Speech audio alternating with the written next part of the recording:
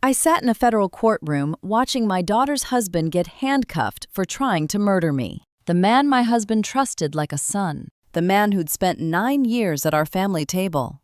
He'd paid $18,000 to a mechanic to cut my brake lines.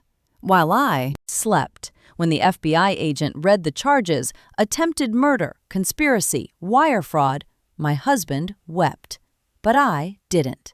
Because 3 weeks earlier, I'd woken in intensive care with someone else's phone on my nightstand. And that single wrong detail led me to a truth that would destroy my family and save my company. Before I tell you what I found, let me know in the comments where you're watching from. And hit subscribe to see how a 65-year-old woman took down a murderer with nothing but silence and strategy. Thank you for being here with me. Before the story continues, I'd love to hear from you. Have you ever been dismissed or underestimated by someone close? Drop a comment below. I truly read them all. A quick note, some details are fictional for storytelling purposes, but the lesson about patience and quiet strength is what matters most. I woke up drowning in white light and the sharp stab of broken ribs with every breath. Fluorescent tubes hummed above me. Monitors beeped, and IV lines snaked into my left arm. I tried to move. 3 broken ribs announced themselves with pain that made me forget my own name. "Mrs. Mercer, you're awake." A nurse in blue scrubs appeared, kind eyes framed by graying hair. Her badge read Marla Spencer, RN. "Don't try to move. You have 3 broken ribs and a concussion." "Where?" My voice came out sandpaper rough. "Integris Baptist Medical Center, Oklahoma City. Car accident on I-44. You've been unconscious 18 hours.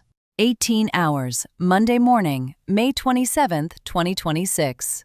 That's when I saw Vernon. My husband, 70 years old, CEO of Mercer Industries. The company we'd built together over 45 years slept crumpled in the corner chair. Yesterday's suit wrinkled from an all-night vigil. Red rims circled his closed eyes. Silver hair stood at odd angles where he'd run his fingers through it. "Vernon," I whispered. He lurched forward.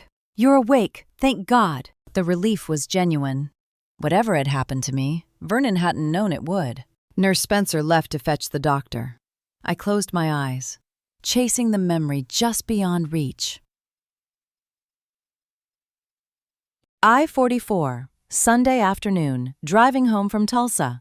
Then it hit me. Highway at 65 miles per hour, my foot pressing the brake pedal for the exit. The pedal sinking, not stopping, sinking all the way to the floor, steering wheel shaking. Median barrier rushing toward the windshield. The Tesla's collision alarm shrieking 2 seconds before impact. My eyes opened. You don't forget the moment you realize someone wants you dead. The brakes didn't fail. Someone cut them. Teslas don't lose brake pressure without warning lights screaming for miles. Mine had shown green on every dashboard indicator that morning. Someone got to my car between the parking garage and the highway, or the night before in my home garage. "The doctor's coming," Vernon said, misreading my expression. "They said you're lucky. The Tesla safety cage saved you." I let him think the moisture in my eyes came from relief. While he talked, the accident, the airbags, the extraction. I scanned the room with 40 years of practiced precision. Oklahoma City skyline through the window. Personal items on the nightstand. Wedding ring in a plastic cup. Watch. Earrings. My phone. The case was navy blue. Navy blue, not black. Wrong. My phone case was black leather, monogrammed with my initials in gold. A Christmas gift from our granddaughter Ivy 3 years ago. I'd never changed it. That phone wasn't mine. Someone had swapped it. Only one person had collected my belongings from the crashed Tesla. Vernon had mentioned it twice now. Our son-in-law, Brent Lockwood, who'd driven to the impound lot Sunday night while I lay unconscious. Brent, CFO at Mercer Industries. Brent, who had access to my garage, my car, my schedule. Brent, who'd been pushing Vernon for months to sell the Singapore division, the Meridian deal I'd been blocking in every silent partner meeting. Brent, who didn't know I kept my Tesla Sentry app synced to cloud storage, every camera angle from my garage, automatically uploaded. 3 days of footage from before the crash, waiting in digital storage for me to review. But first, I needed my real phone, and I needed to find it without anyone knowing I was looking. "You should rest," Vernon said, patting my hand with awkward tenderness from a man who'd forgotten how to comfort his wife somewhere in the last decade. I closed my eyes and let him think I was resting. Behind my eyelids, I was hunting. Vernon's eyes opened, and I had exactly 3 seconds to bury everything I'd just figured out. I let my gaze go soft, unfocused, slowed my breathing despite the rib pain, relaxed the tension in my jaw. "You're awake," he said, rising from the chair with creaking joints. He took my hand. "How do you feel?" "Confused," I whispered. "What happened? The last thing I remember is driving." "Car accident on I-44. Your brakes failed." His thumb rubbed circles on my knuckles. "You're lucky to be alive. The Tesla's safety systems saved you." Brakes failed. Not cut, not sabotaged. Failed. Vernon believed it was mechanical failure, which meant whoever swapped my phone had also ensured the crash looked accidental. I wanted to reach for that navy blue phone on the nightstand. Turn it over. Confirm what I knew. But the moment I touched it, the moment I asked why the case was wrong, I'd reveal that I remembered, that I noticed, that I was already hunting. The hardest lies are the ones you tell the people who love you most. "I don't remember much," I said, letting my voice crack. "Just the steering wheel shaking. Was anyone else hurt?" "Only you, thank God. You hit the median barrier at an angle." Vernon's relief carved lines around his eyes. He had no idea someone had tried to murder me. "The paramedics said your ribs took the worst of it." A knock interrupted us. "Doctor?" Hugh Fletcher entered, a gray-haired physician in his late 50s with wire-rimmed glasses, carrying a tablet with my charts. "Mrs. Mercer, good to see you conscious." He scanned the tablet while he spoke. 3 broken ribs on your left side, bruised sternum from the airbag, mild concussion. You'll be in significant pain for 4 to 6 weeks. Broken ribs hurt every time you breathe." I already knew that. "My phone," I said, keeping my voice weak. "My purse. Were they recovered from the car?" Dr. Fletcher glanced at Vernon. "Your son-in-law collected everything yesterday evening. A very helpful young man made sure all your personal items were brought here safely." My heart rate spiked. The monitor betrayed me with faster beeps. "Just anxiety from the accident," Dr. Fletcher said. "Misreading entirely. Perfectly normal after significant trauma." He continued talking recovery timeline, physical therapy, discharge protocols, but I'd stopped listening. "My son-in-law collected everything.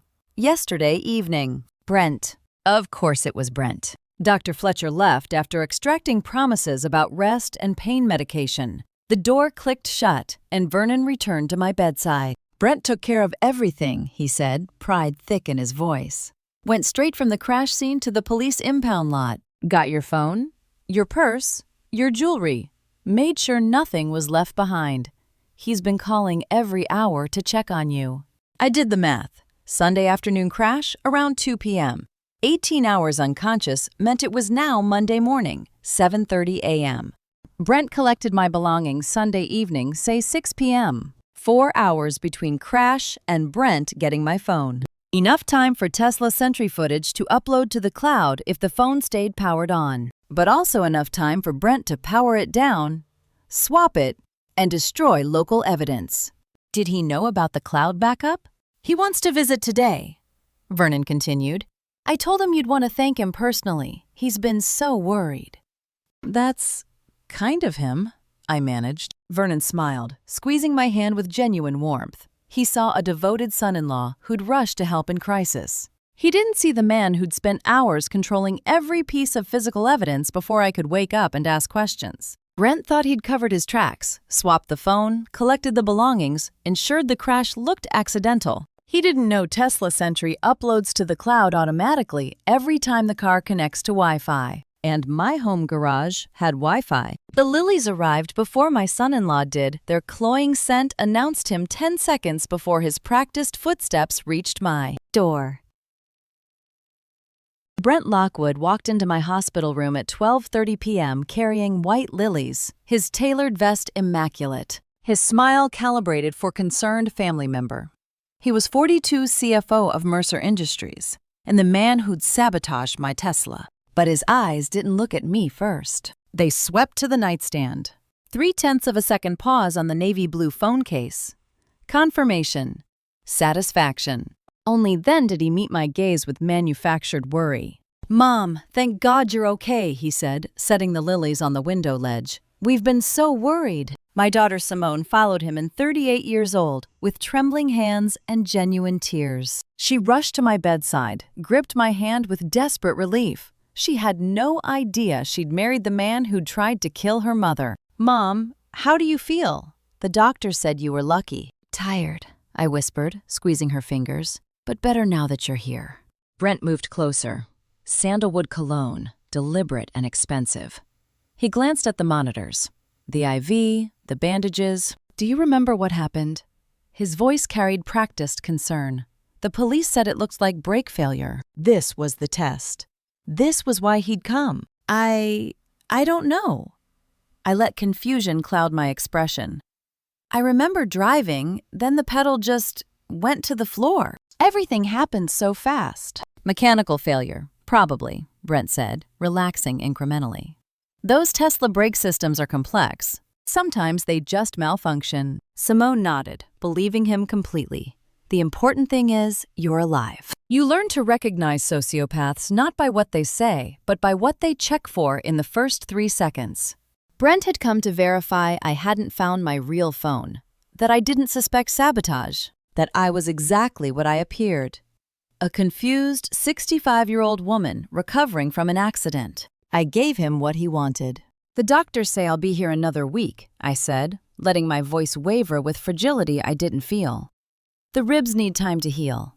"Don't rush it," Brent said quickly. "Your health is what matters. The company can wait." But he couldn't wait. I saw it in the way his fingers drummed once against his thigh, the only tell in an otherwise perfect performance. "Actually, there's an emergency board meeting Friday," he continued.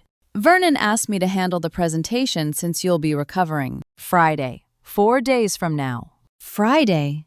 I let surprise show. "That's so soon."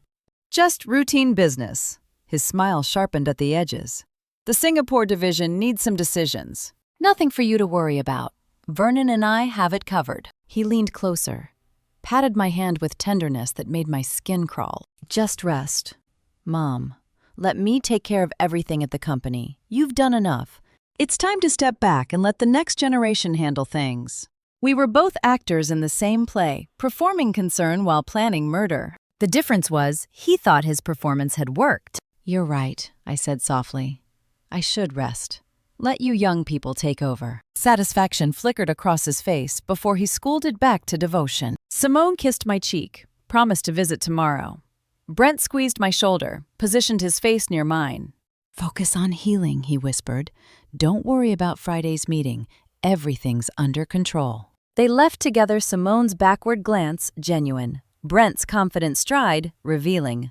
I counted ceiling tiles and calculated. Monday afternoon. Emergency board meeting Friday morning. 7 days for Brent to push through whatever he'd planned, while I lay hospitalized and compliant. 7 days he'd given me to dismantle the man who thought a 65-year-old woman in a hospital bed was already defeated. He'd checked the nightstand first. He should have checked the cloud. The service door to my hospital room opened at 8:03 p.m., 20 minutes after visiting hours ended, and the hallway lights dimmed too. Night mode. Leland Sinclair slipped inside carrying a laptop. He was 72, salt and pepper hair, with the calm intensity of someone who'd spent 32 years investigating white-collar criminals for the FBI. Vernon's best friend for 40 years. A man I'd met at dozens of dinner parties, but never really knew. He didn't greet me, didn't ask how I felt, just locked the door behind him and pulled a chair to my bedside. "I'm Leland Sinclair," he said, though we both knew I recognized him. "Vernon's friend. I've been watching Brent for 6 months." The room's temperature seemed to drop 10 degrees. "You knew he was dangerous?" I asked. "I knew he was a fraud." Leland set the laptop on my tray table, fingers moving with practiced efficiency. Creative accounting, shell companies, offshore transfers. I didn't expect him to try murder this soon. 6 months. While I'd been blocking the Singapore deal in silent partner meetings, Leland had been building a separate investigation. Does Vernon know? No. I needed proof before I showed him his son-in-law was embezzling. Leland's expression hardened. Then your Tesla's brakes failed, and I realized fraud wasn't the end game, it was the motive. He opened the laptop, angled the screen toward me. Your Tesla has Sentry mode, motion-activated cameras, all angles, uploads to cloud automatically when the car connects to Wi-Fi. The garage, I said. Understanding crystallizing. Monday morning before the Thursday crash. 47 minutes of footage. Leland's voice carried the satisfaction of a hunter who'd laid the perfect trap. Every second of what they did to your car. Brent swapped your phone thinking he'd destroyed the evidence. He didn't know Tesla Sentry uploads happen automatically within 24 hours. Sometimes the cavalry arrives before you even know you're surrounded. You've had this since when? Friday morning, 24 hours after your crash, the footage completed its upload cycle. I pulled it before Brent thought to check the cloud account. Leland's fingers paused over the keyboard. I've watched it 6 times. Once was enough. The other 5 were to document every frame for federal prosecutors. Federal prosecutors. The words settled into my chest like stones, heavy, solid, real. Who else knows this exists? You and me. That's it. Leland met my gaze with the steady calm of someone who'd built cases against smarter criminals than Brent. Vernon still thinks it was mechanical failure. Your daughter thinks her husband is concerned. And Brent thinks he got away with attempted murder. He came here today, I said. Checked that the fake phone was still on my nightstand before he even looked at me. Good. Leland's smile was winter cold. Let him stay confident. Confident people make mistakes. He clicked open a folder labeled Mercer Evidence, encrypted with 3 separate passwords, inside a single video file. Timestamp Monday, May 20th, 2026, 6:14 a.m. 3 days before my brakes failed at 65 miles per hour. Are you ready to see who tried to kill you? Leland asked. I already know who, I said, my voice steady despite the adrenaline singing through broken ribs. I need to see how. Then let me show you what we're going to use to destroy him. Truth lives forever in the cloud, waiting for the right moment to descend. Leland clicked the thumbnail. The image expanded to full screen. My white Tesla Model S centered in the garage camera frame, pristine and vulnerable in the early morning light. The hood was propped open. A man in a dark jacket crouched by the front driver's wheel well, tools spread on the concrete beside him. The angle was perfect, the lighting was clear, the timestamp was irrefutable. May 20th, 6:14 a.m., Monday morning, 3 days before Thursday's crash. 47 minutes, Leland said softly. Start to finish. Every cut, every disconnection, every modification they made to ensure your brakes would fail exactly when you needed them most. His cursor hovered over the play button. 47 minutes of footage that would either save my life or prove Brent had planned my death with surgical precision.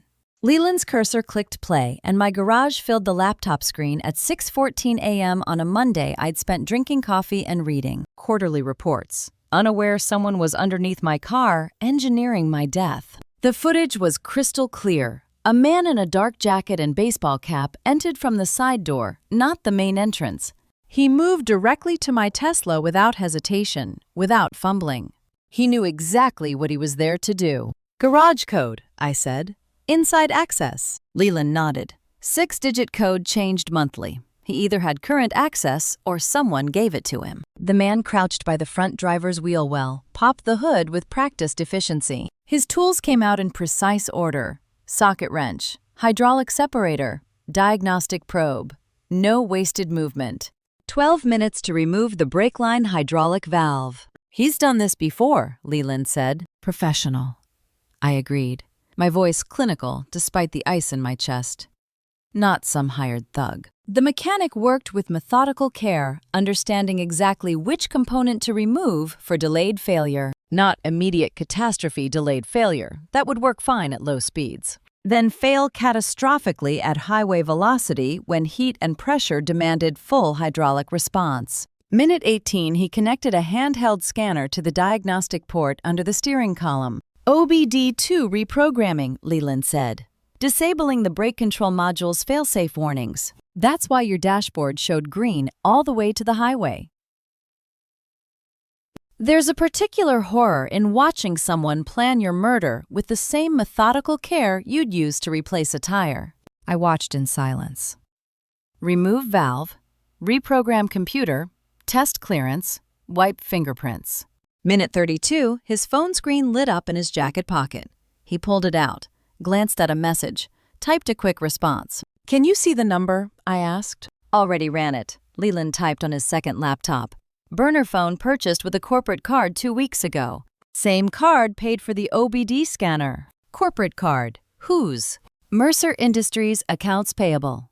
The conspiracy was using my company's money to fund my assassination." Leland advanced the footage. Minute 43, mechanic finished. Gathered tools with the same precision.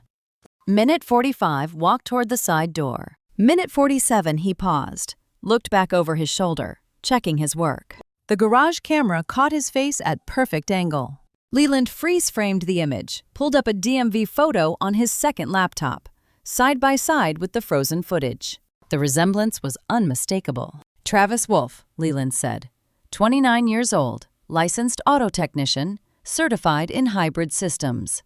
2 priors for unlicensed electrical work, 1 for insurance fraud. Wolf. The surname hit me like a fist. "Clayton Wolf is our CFO," I said. 3 years with the company. Leland's expression was grim. "Your CFO's little brother just dismantled your brake system on camera. The corporate card that bought the burner phone, authorized through CFO discretionary spending." Wolf. "Our CFO shares blood with the man who cut my brakes." I stared at the freeze frame. Travis Wolf's face caught in clarity, cap shadowing his eyes but not hiding his features. 29. Professional mechanic, criminal record, brother to the man who controlled every dollar flowing through Mercer Industries.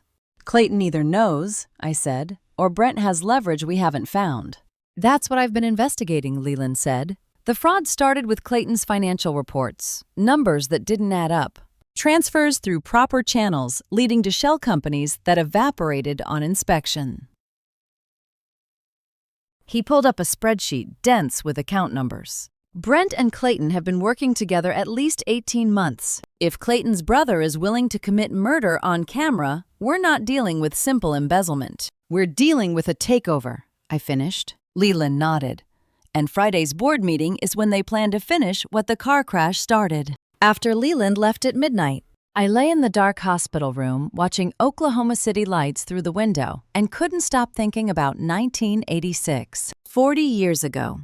I was 25. Vernon was 30, renting a cramped office on Southwestern Avenue for $200 a month. 2 business degrees, 0 capital, no connections. Our first deal was an abandoned strip mall in Moore. 12,000 square feet of rotting drywall. The bank was desperate to unload. We scraped together $50,000 for the down payment. My parents contributed $15,000, Vernon's contributed $20,000. We borrowed the rest on signatures and prayer. I remembered sitting in that tiny office with lease papers spread between us. "We could split it 50-50, Vernon had said.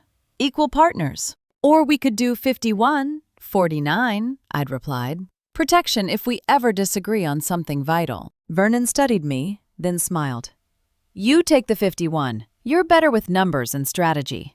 I'm better with people." That's how it started, not power hunger. Practical recognition that someone needed tiebreaker authority when crisis hit, and Vernon trusted me to be that person. But 1986 wasn't 2026. The world wasn't ready for a 25-year-old woman running commercial development. Banks didn't take me seriously. Contractors called me sweetheart and directed questions to Vernon even when I held the blueprints. So we made a second decision, silent partner. Vernon would be the public CEO, the face at meetings, the name on contracts. I would be the strategist who ran numbers at 2 a.m. and spotted opportunities everyone else missed. "You'll be the strategist," Vernon had said. "I'll be the salesman. We'll build an empire." Real partnership isn't 50-50. It's knowing when one of you needs 51 to protect what both of you built. And we did. Strip mall became office building. Office building became industrial complex. Industrial complex became manufacturing empire. $200 a month became $380 million over 40 years. Nobody outside our marriage ever knew about the ownership split. Legal documents listed me as silent partner with no percentage. Board minutes showed Vernon as sole decision-maker. Even Simone thought her father built the company alone. That anonymity was the weapon I'd spent 40 years sharpening. Brent had researched Vernon, studied the company's structure, identified financial weak points, recruited the CFO, planned the takeover down to attempted murder. But he'd never researched the silent partner. He thought I was Vernon's retired wife. He had no idea I held 51%. The memory dissolved. Hospital darkness pressed back in. My ribs ached with every breath. Oklahoma City lights blurred through tears. I hadn't realized I was crying. 40 years.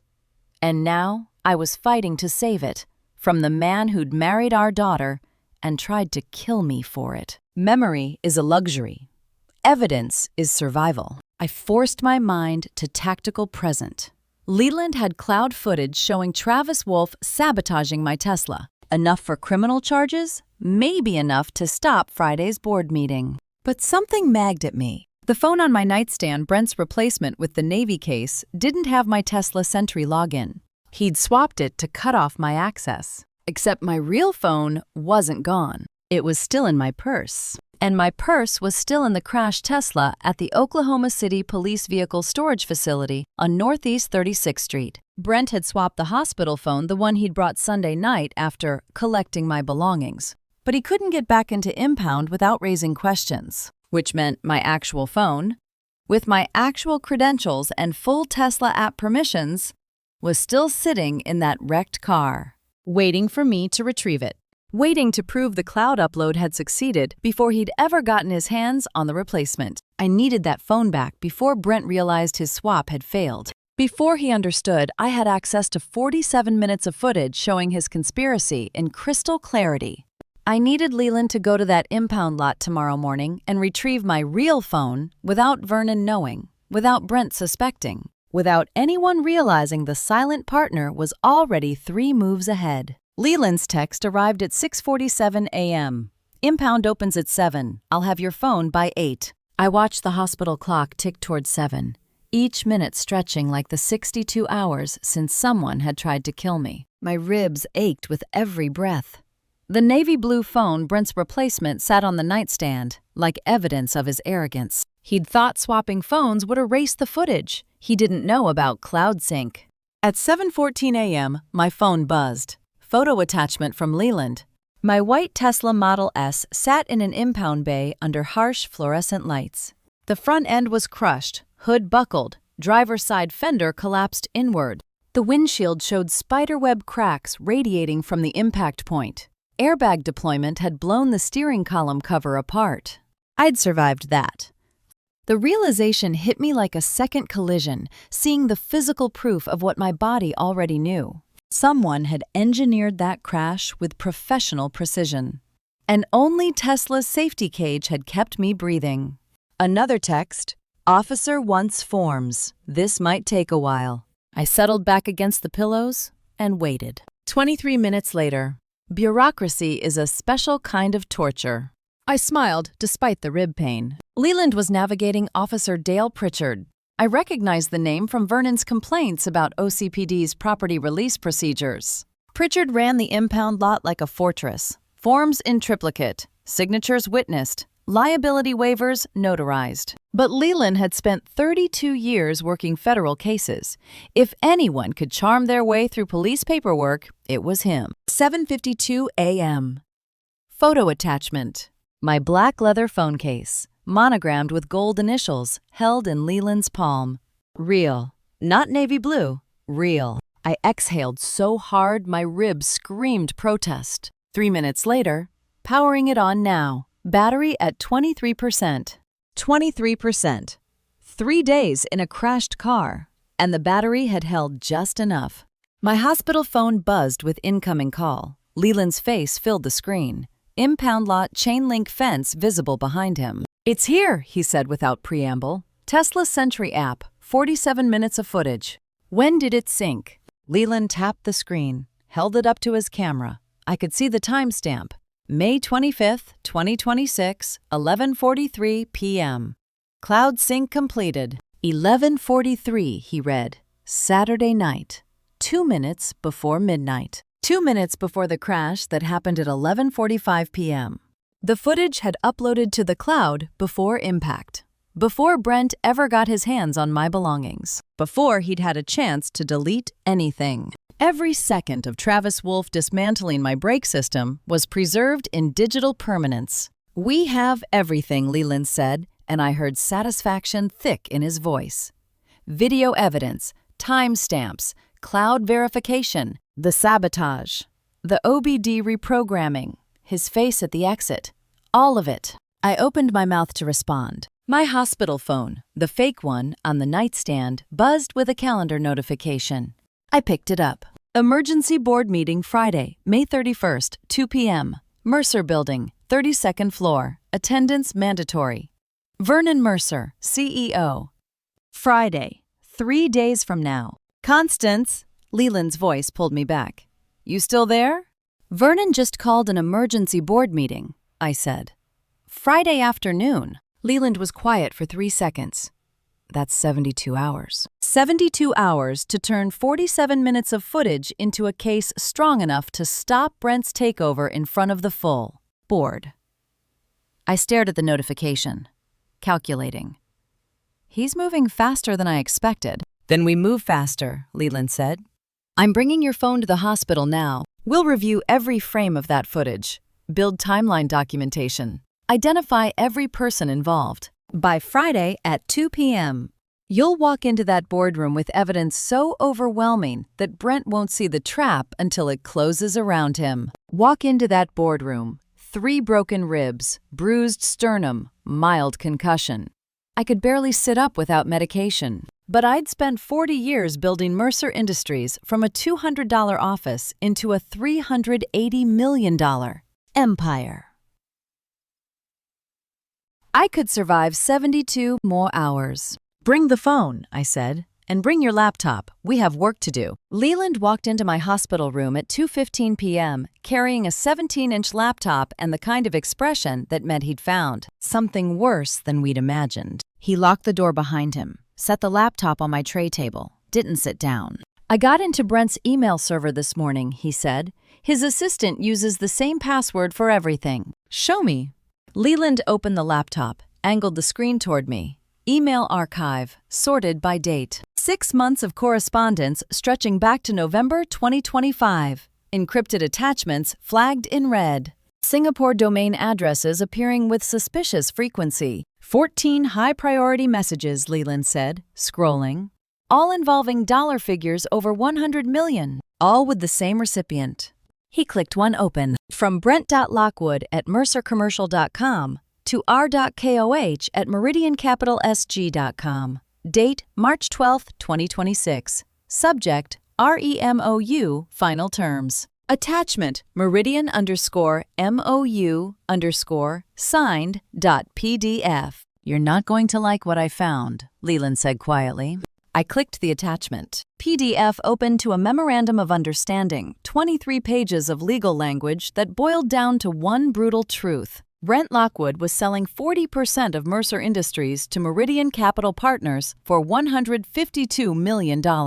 I read the number 3 times to make sure I wasn't hallucinating from pain medication. 152, I said aloud, for 40%. 31% below market value, Leland confirmed. I ran the numbers. Fair market assessment puts 40% at $220 million minimum. He's giving them a $68 million discount. I scrolled down to the contingency clause. Sale contingent upon completion of ownership restructuring no later than June 7, 2026. Parties agree that failure to satisfy restructuring requirement by specified date renders this agreement null and void. Ownership restructuring, I said, the words tasting like poison. He means my death. He was selling the company out from under you. He was selling it cheap. I stared at the date, June 7th, 2026. Why would he discount it? $68 million. June 7th, 2026, 10 days away. Leland was quiet for 3 seconds. Kickback, has to be. Raymond Co. pays $152 through official channels. Brent gets a separate payment offshore for the difference. Maybe more. Raymond Co. The name sat at the bottom of the MOU signature block. Managing Director. Meridian Capital Partners, Singapore. A foreign buyer willing to pay far below market value.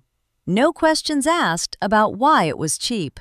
March 12th, I said, tracing the timeline aloud. He signed this MOU 2.5 months ago. My crash was May 25th. The deadline is June 7th. The pattern crystallized with brutal clarity. I wasn't killed randomly, I said.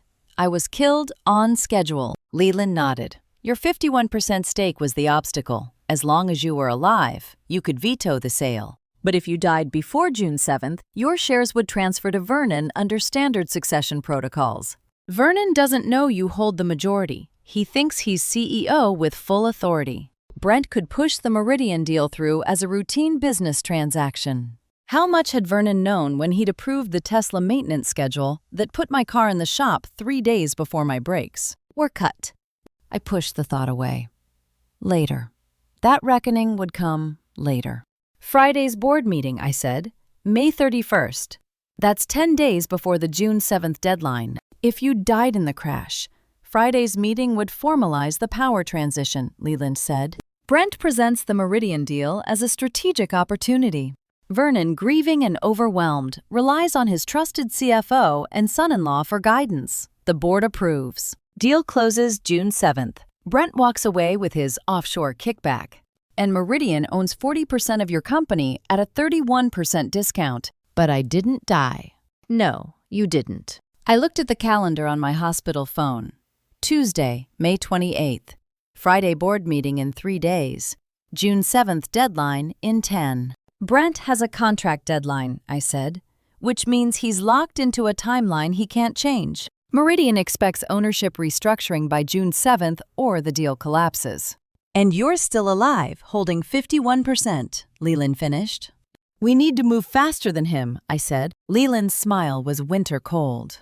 Then let's start moving. My granddaughter walked into my hospital room at 4 p.m. on Tuesday without her mother. Her hands shaking so badly she nearly dropped her phone twice before she reached my bed. Ivy Lockwood was 14, Simone's daughter, and she looked like she'd just committed a crime, which, in her mind, she had.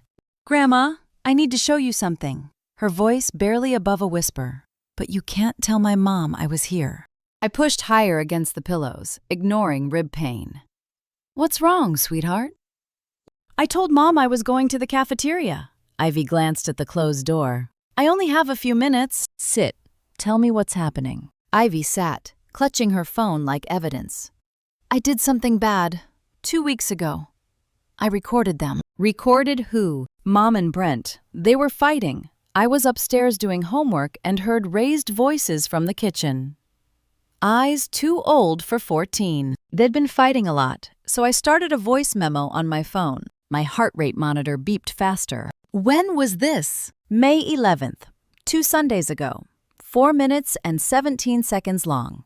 Ivy's fingers trembled over her screen. After your accident, I listened again. Grandma, I think they were talking about you. May 11th, 14 days before someone tried to kill me. What did they say? Tears filled her eyes. I'll play it, but I'm scared. I took her hand, squeezed despite the IV pull. You're safe with me. Play it. She tapped the screen. Audio filled the room. Kitchen sounds beneath voices, running water, dishes clinking, chair scraping. Brent's voice, distorted, distant. After she's gone, I'll take care of you both. I promise. Simone's voice. Are you sure this is the only way? It's already arranged. Brent's practiced calm. Clayton's brother handles the car work. Everything will look like an accident. Brake failure at highway speed. Silence. Then Simone. Quiet. What if something goes wrong? Nothing will go wrong. By the end of May, she'll be gone, and Vernon will sign whatever I put in front of him. The Meridian deal closes June 7th. We'll have enough money to start over anywhere we want. The recording continued. Kitchen cleanup. Brent's phone ringing. Simone asking about Ivy's school project, but I'd stopped listening. Had my daughter known I was going to die, Ivy stopped playback, tears streaming. I didn't understand then, but after your accident I remembered. After she's gone. Brake failure. They were talking about you. My 14-year-old granddaughter had accidentally recorded her father planning my murder and her mother asking if there was another way. Send it to me, I said. Right now. AirDrop. What? AirDrop this recording to my phone, then delete it from yours. Ivy's hands shook as she complied. My real phone, retrieved from impound that morning, sat on the bedside table. AirDrop notification appeared. Voice memo 051-126.m4a. I accepted. Now delete it from your phone. Deleted items folder 2. I need you to forget you ever made this recording. Do you think Mom knew? Ivy's voice breaking. Do you think she knew he was going to kill you? I pulled her into a hug despite the rib pain. I don't know yet, sweetheart, but I need you to do something. What? Don't tell them you came here. Not your mother, not Brent. Do you understand? You never showed me this recording. You never suspected anything. You're just a worried granddaughter visiting after a terrible accident. Ivy nodded against my shoulder. Go back to the cafeteria. Buy a soda. Then find your mother. She pulled away, wiped her eyes, walked to the door on legs that barely held her. After she left, I stared at my phone. 4 minutes, 17 seconds. Simone's voice. Are you sure this is the only way? My daughter had known something was coming. Leland walked back into my hospital room at 9 p.m., carrying a folding whiteboard, his laptop, and 6 manila folders thick enough to stop bullets. We had 6 days to build a case that would save my life and my company. And we were starting tonight. He set up the whiteboard on my tray table, opened the laptop to split screen. Evidence files on the left, sabotage video, Meridian, MOU, Ivy's audio recording. Timeline grid on the right. May 11th conversation. May 25th, crash. May 31st, board meeting. June 7th, deadline. 6 days until the board meeting, Leland said. We need 4 parallel operations running simultaneously. Get Jeffrey on video call. I need our legal position. Your attorney's standing by. Jeffrey Hartley appeared on screen at 9:15 p.m. from his Nichols Hills home office. 61. My corporate attorney for 12 years. The man who knew our bylaws better than I did. I've reviewed the evidence package, Jeffrey said. Attempted murder, fraudulent sale, audio implicating your daughter. We have criminal charges available, but criminal prosecution takes months. Civil injunction is faster. How fast? File Wednesday morning, emergency hearing Thursday, injunction granted Friday before the board meeting. He adjusted his glasses. But the Meridian MOU is binding. If Brent gets control Friday, the sale could close in 48 hours. What do we need to stop it? 4 things before Friday at 2 p.m. 6 days, 4 operations, 1 chance. First, trace payment to Travis Wolf for sabotaging your brakes. If it came through Mercer accounts like that burner phone, we have paper trail proving premeditation. Leland made notes on the whiteboard. Operation 1, mechanic payment. Second, contact FBI regarding international fraud. The Meridian deal involves Foreign Corrupt Practices Act violations if Brent's taking offshore kickbacks. FB, I can freeze the transaction. Operation 2, FBI/FCPA. Third, I draft emergency injunction to freeze the board vote. Your 51% ownership is the key once the board knows you hold majority. Brent's scheme collapses. Operation 3, emergency injunction. Fourth, locate Saskia Bentley. The name hung in the air. Brent's ex-wife, I said. Denver. If she testifies to pattern of criminal behavior, prior fraud, embezzlement, it strengthens our case exponentially. Judges grant injunctions faster when criminal pattern is demonstrated. Could we find a Denver ex-wife, trace a cash payment, and mobilize the FBI in less than a week? Leland handles operations 1 and 4, Jeffrey said. I'll draft the injunction and coordinate FBI contact through DC partners. We reconvene Thursday night. Find her, I told Leland. I don't care what it costs. Jeffrey's expression shifted. Constance, there's one more thing.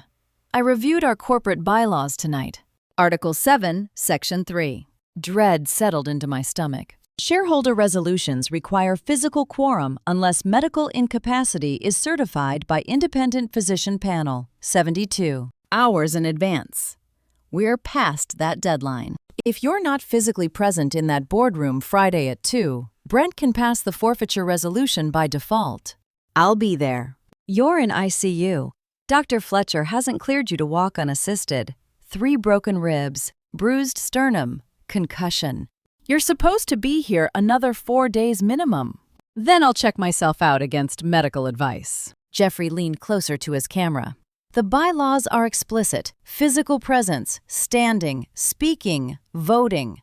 If you show up in a wheelchair hooked to oxygen, Brent's attorney argues incapacity, and you lose anyway. You need to walk into that boardroom on your own power and hold yourself together for however long it takes to vote down his resolution. 6 days, 4 operations, and I was lying in a hospital bed hooked to monitors, unable to walk 20 feet without my ribs screaming. Then I have 6 days to heal, I said. Leland and Jeffrey exchanged a look that said they both thought I was insane. Maybe I was, but I'd spent 40 years building this company, and I wasn't going to lose it because my body couldn't keep up with my will. Leland's video call came through at 6:47 Wednesday morning with the kind of energy that meant he'd been awake all night following money, and he'd found where it led. His face filled my phone screen, eyes red from sleeplessness but sharp with vindication. Behind him, I could see his home office 2 monitors, stacks of printouts, empty coffee cups. $18,500, he said without preamble. Paid March 15th, routed through 3 Delaware shell companies, but I traced it backward to the source account. He shared his screen. Banking records appeared. Transaction codes and routing numbers highlighted in yellow. Brent's personal account at Arvest Bank. Payment dated March 15th, 2 weeks after the Meridian MOU was signed, transferred to Travis Wolf. Who's Travis Wolf? The mechanic from your Tesla footage. Leland pulled up a second window DMV photo beside a freeze frame from the sabotage video. Same face, and Clayton Wolf's younger brother. The air left my lungs. Travis Wolf, 37, Clayton's younger brother. ASE certified mechanic who'd sabotaged my brakes for $18,500. Clayton is my CFO, I said slowly. I've trusted him for 8 years. Look at Clayton's bank activity. Leland switched screens again. April 2nd, 3 weeks after Travis got paid for the brake work, $250,000 deposited into Clayton's checking account. Same day, $250,000 withdrawn via cashier's check, no payee listed. March 15th, the day after I'd told Brent I was revising my will. Brent's been paying him off, I said. Worse than that, Leland's expression was grim. I hacked Clayton's encrypted work laptop last night. He's been keeping 2 sets of QuickBooks files. 2 windows appeared on screen, side by side. Set A, official. Audited. Clean. Standard operations. Quarterly reports. Everything your board reviews. Set B, password protected, hidden directory. The second QuickBooks file showed the Meridian deal structured for June 7th closing, but the numbers beneath it made my stomach turn. Phantom creditor payments, manufactured vendor invoices, allocated expenses that would drain company reserves and trigger immediate liquidity crisis. He's been building financial justification for the fire sale, I said, making it look like we need Meridian's cash infusion to survive. The board would approve the sale, thinking it was saving the company from bankruptcy. They'd never know the bankruptcy was manufactured. What did Brent have on Clayton that was worth destroying an 8-year career and becoming an accessory to attempted murder? Why would Clayton do this? I asked. $250,000 isn't enough to throw away everything. That's what I thought, so I kept digging. Leland pulled up a third file. I found something else. Denver, 2017. The document header read, Denver Police Department Traffic Accident Report, case number 2017-04-18763. Victim Saskia Bentley, 31. Vehicle 2015 Honda Accord. Cause brake failure. I-70 westbound, 68 miles per hour. Injuries: multiple rib fractures, concussion, pulmonary contusion. Outcome: survived. I stared at the name. Saskia Bentley, I said. Brent's ex-wife. Same method, Leland confirmed. Vehicle sabotage. Brake failure at highway speed. Crash designed to look like mechanical failure. She survived barely. Filed for divorce 6 weeks later while still in physical therapy. Disappeared completely 3 months after that. No forwarding address, no social media, no employment records. She vanished. Because she knew. Because she knew who tried to kill her. Leland's voice was flat. And now Brent's using the exact same playbook on you. Only this time he brought in professional help. CFO to manufacture financial crisis. Mechanic to sabotage the vehicle. Offshore buyer to legitimize the fire sale. The pattern was perfect. Inconvenient woman blocks his access to money. Vehicle mysteriously fails at highway speed. If she dies, he inherits and moves on. If she survives but can't prove sabotage, he divorces her and tries again with the next target. We need to find Saskia, I said. If she testifies that Brett tried to kill her in Denver using identical methods, it establishes pattern. Judges love pattern evidence. It's harder to dismiss two identical crashes as coincidence. Can you find her by Friday? Leland was already closing windows, pulling up flight booking sites. I'm landing in Denver by noon today, he said. If Saskia Bentley's alive and findable, I'll have her on a plane to Oklahoma City by Thursday night. The Denver Police Department case file arrived as an encrypted PDF at 12:14 p.m. Wednesday. 41 pages, documenting how Brent Lockwood had tried this exact murder 9 years ago and almost gotten away with it. I opened the file on the hospital laptop Leland had brought yesterday. Case number 2017-04-0847, dated April 3, 2017. Incident report header. Victim, Saskia Lockwood. Maiden name, Bentley. Age, 35. Location, I-70 westbound, mile marker 259. Morrison. CO vehicle 2016 Honda Accord. Cause single vehicle collision. Brake system failure. Investigating officer, Detective Alan Burgess. Denver PD ruling. Accidental mechanical failure. Case closed. Detective Alan Burgess had ruled it an accident. He'd interviewed the cooperative husband, Brent Lockwood. Reviewed maintenance records. Accepted the brake failure explanation at face value and moved on, just like they'd wanted. I scrolled to the accident reconstruction report. April 3, 2017, 6:47 p.m. Saskia's Honda Accord lost braking capacity on I-70's downhill grade approaching Morrison. Vehicle struck concrete barrier at 62 miles per hour. Driver survived with critical injuries. Brake line analysis. Fluid leak from corroded fitting at metal-to-rubber interface.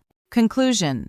Mechanical failure due to deferred maintenance. No evidence of tampering. I'd read those exact words in the preliminary Oklahoma Highway Patrol report about my Tesla. Corroded fitting. Deferred maintenance. No evidence of tampering. The language was identical because the sabotage method was identical. April 3, 2017. 9 years before he tried to kill me the same way. I opened the attached photos. Brake system damage. Close-up shots showing the failed connection point. The pattern matched what I'd seen in my own 47-minute sabotage footage, Travis Wolf's hands removing the hydraulic valve. With professional precision. Brent hadn't invented this method for me. He'd perfected it on Saskia. Next section, hospital records. St. Anthony Hospital, Denver. Admission date, April 3, 2017, 7:23 p.m. Patient Saskia Lockwood. Injuries. Severe head trauma. 3 fractured ribs. Pulmonary contusion. Internal bleeding. Treatment. Emergency craniotomy. Chest tube placement. ICU. Admission. Complications. Traumatic brain injury resulting in retrograde amnesia, memory loss period. Approximately 18 months. Prior to incident, January 2016 to April 2017. Prognosis. Permanent gaps possible. Recovery timeline uncertain. She'd lost 18 months of memory. The entire period of her marriage falling apart. Whatever had driven Brent to want her dead. The warning signs she might have noticed, all erased by brain trauma. Had Saskia known what Brent was planning, the way I'd known something was wrong but hadn't acted fast enough? Discharge summary, May 19, 2017. Patient stable. Cognitive function impaired. Recommended ongoing therapy. Divorce filing, June 2, 2017. Petitioner, Brent Lockwood. Grounds, irreconcilable differences. Contested no. Saskia hadn't fought it. She couldn't remember enough to fight it. Divorce decree final, August 15, 2017. Assets divided per prenuptial agreement. Brent walked away clean. And 9 years later, he'd married my daughter and tried the same thing on me. I picked up my phone, called Leland. "You've read the file," he said instead of hello. "Find her," I said. "I don't care if she's off-grid, living under a different name, hiding in a bunker. Find Saskia Bentley and ask if her memories come back. Ask if she'll talk. I'm wheels up in 2 hours. Denver by 4 p.m. local. And Leland, don't tell Vernon." Silence on the line. Vernon was Brent's business associate in 2017, I continued.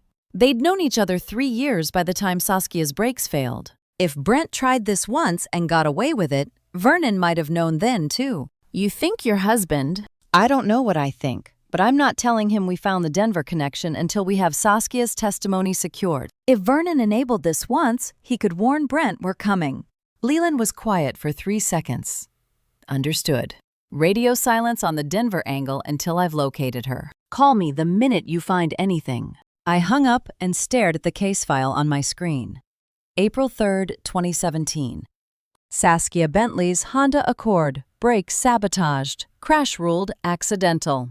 Vernon had known Brent for 9 years. He'd watched Brent walk away from 1 attempted murder already. The question wasn't whether Vernon knew about my crash. The question was whether he'd helped plan it the same way he might have helped in Denver. Vernon walked into my hospital room at 5 p.m. Wednesday, carrying sunflowers, my favorite, and the smile of a man who had no idea his. The wife suspected him of hiring someone to cut her brake lines, or who was acting like he didn't. "I brought your favorite." He set the bouquet on the bedside table. "Sunflowers. They're beautiful, darling." He arranged the stems with careful attention. 70 years old, silver hair, hands steady. The same methodical precision he'd used building our company for 40 years. The same precision that could plan an assassination. Vernon sat beside my bed, took my hand. His thumb rubbed circles on my knuckles. 45 years of marriage in that gesture. "How's the pain?" "Better. Dr. Fletcher said you might be discharged Saturday." Hope mixed with worry. "I haven't been sleeping well, not without you home." "I'll be home soon." "The house is too quiet. I'm not eating properly." He squeezed my hand. "Simone brought dinner twice, but I can't manage more than coffee." The weight loss in his face was real. The exhaustion in his eyes was real. But grief and guilt can look identical. "I had lunch with Brent today," Vernon said. "He wanted to talk about Friday's board meeting." My heart rate monitor beeped faster. "Oh." "He's very concerned about you. Wanted to postpone the meeting. Give you more time to recover." Sunflowers, my favorite for 40 years of marriage. "That's thoughtful," I managed. "But he said the shareholder commitments won't allow delays. Fiduciary timelines, binding agreements. We have obligations we can't defer." Vernon's expression showed approval.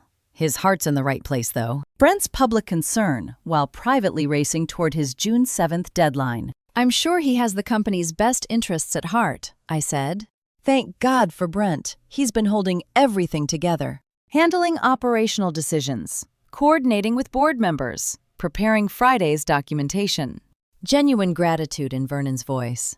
"I don't know what I'd do without him. He's been helpful. Essential." Vernon leaned forward. "Taking pressure off me so I can focus on you." Was Vernon's trust in Brent genuine naivete, or the performance of a co-conspirator playing his part? "Brent's like the son I never had." Vernon continued. "I trust him completely, with the company, with our daughter, with everything." The son I never had. Vernon had known Brent for 9 years, since Denver, since Saskia Bentley's brakes failed. I wanted to scream. "Did you know? Did you help him then? Are you helping him now?" Instead, "We're lucky to have him." Vernon kissed my forehead. "Rest, darling. I'll be back tomorrow. I love you, I said, because the words were still true even if I didn't know whether the man I was saying them to had tried to kill me. I love you too.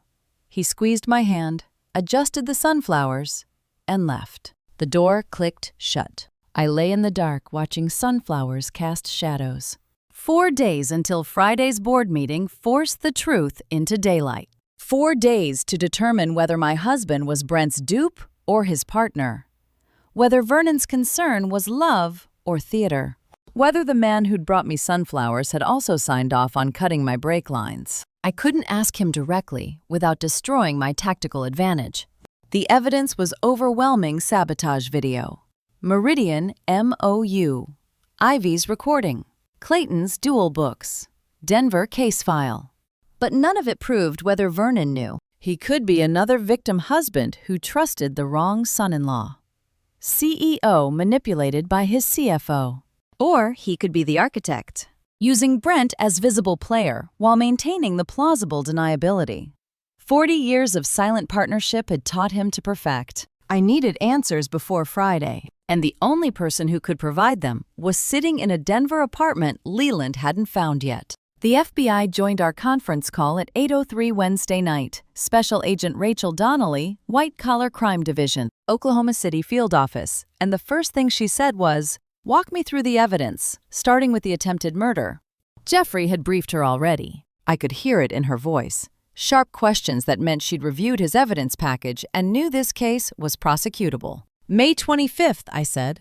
Someone cut my brake lines. I crashed at 60 miles per hour. Injuries: 3 broken ribs, concussion, still hospitalized. Evidence of sabotage. 47 minutes of Tesla Sentry footage showing the mechanic removing the brake valve and reprogramming the diagnostic computer. Jeffrey said, mechanic identified. Travis Wolf, 37, ASE certified, owns a shop in Edmond. He's the younger brother of Clayton Wolf, our CFO. Agent Donnelly's pause caught the significance. Your CFO's brother sabotaged your vehicle for $18,500. Paid March 15 through Delaware shell companies from Brent Lockwood's account, my son-in-law and company CFO. Your CFO paid the mechanic. Not directly. Brent paid Travis Wolf. Clayton Wolf received a separate payment, $250,000, deposited April 2nd, withdrawn same day via cashier's check. The CFO is victim or participant. We believe blackmailed, Jeffrey said. Still determining leverage. Send banking records, forensic accounting, QuickBooks evidence. Already queued. 8 days from crash to federal investigation. There's more, I said. Denver, 2017. Brent tried this before. Keyboard typing on Agent Donnelly's end. Tried what before? Identical brake sabotage. His ex-wife Saskia Bentley survived a crash on I-70. Same M.O. brake fluid leak.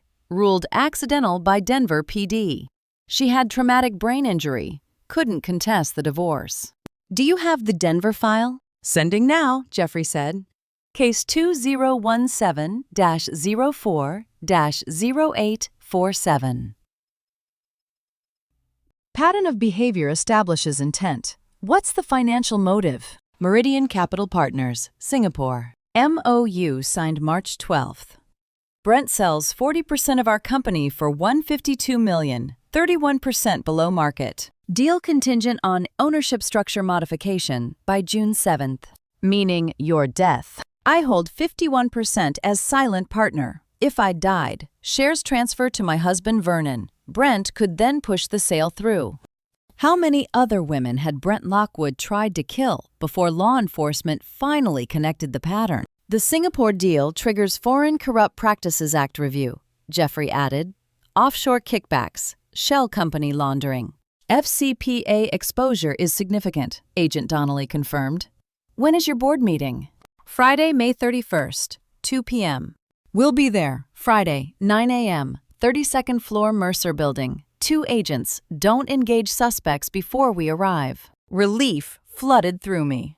I'm sending cloud access credentials now, I said. Tesla footage, emails, financial records, Denver file, audio recording. Audio recording. My granddaughter recorded her parents discussing the plan 2 weeks before the crash. Brent saying, after she's gone, and it's already arranged. My daughter asking if there's another way. Agent Donnelly was quiet 3 seconds. Ms. Mercer, this is now an active federal investigation. Attempted murder, wire fraud, conspiracy, FCPA violations. We'll coordinate with Oklahoma City PD, review evidence, determine charges Friday morning before the board meeting. I understand. Send those credentials within the hour. The call ended. I stared at my phone. Special Agent Rachel Donnelly would walk into the Mercer building at 9 a.m. Friday with federal authority to arrest anyone who participated in attempted murder, wire fraud, or conspiracy, which meant I had 36 hours to determine whether my husband Vernon was going to be standing beside me when the FBI arrived, or standing in handcuffs beside Brent Lockwood. First, I needed to know what Leland had found in Denver. Leland called me at 8:17 Thursday morning from Clayton Wolf's office and said, "He broke. I'm sending you the files now." He'd walked into the CFO's office at 7:47 a.m. without knocking and dropped a printed photograph on Clayton's desk. The freeze frame from my Tesla Sentry footage showing Travis Wolf crouched beneath my car with a wrench in his hand. "That's my brother," Clayton had said, face draining of color. What is this?" "Your brother tried to kill Constance Mercer for $18,000, Leland told him. "You facilitated the payment. You don't understand, Brent." "I understand perfectly." Leland had closed the office door, pulled up a chair. 18.5 routed through 3 Delaware LLCs from Brent's personal account, March 15th. Your own bank activity, April, second quarter. Million in, $250,000 out, same day. Dual QuickBooks files on your encrypted laptop showing 2 years of fraudulent accounting. Clayton had stared at the photograph for 30 seconds before speaking. "He found my crypto income," Clayton said finally. "Unreported. 2021 and 2022, $180,000. Tax fraud," Leland confirmed. He said cooperate or he'd turn me into the IRS. I'd lose my CPA license, face federal charges, never work in finance again. Clayton's voice had been hollow. "That was 2 years ago. I've been trapped ever since." 2 years. Clayton had been Brent's prisoner for 2 years. "What did he make you do?" Leland asked. "Shadow accounting. Dual books, one clean for audits, one showing phantom expenses to justify the Meridian sale. Shell company payments routed through my systems. Financial projections manufactured to make the company look desperate for liquidity." Clayton had gestured at his computer. "Everything designed to convince the board we needed Meridian's cash infusion to survive bankruptcy. Bankruptcy you invented. Bankruptcy Brent told me to invent, or he'd destroy my career and my freedom." Leland had waited 3 seconds before offering the exit. "FBI's coming tomorrow morning, 9 a.m., this building. Special Agent Rachel Donnelly, White Collar Crime Division.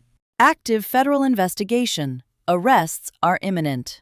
Clayton's face had gone from pale to gray. "You can be witness or defendant." Leland continued. "On preferred full cooperation, every file, every transaction, testimony against Brent, and I'll recommend immunity. FBI wants the architect, not the coerced accomplice."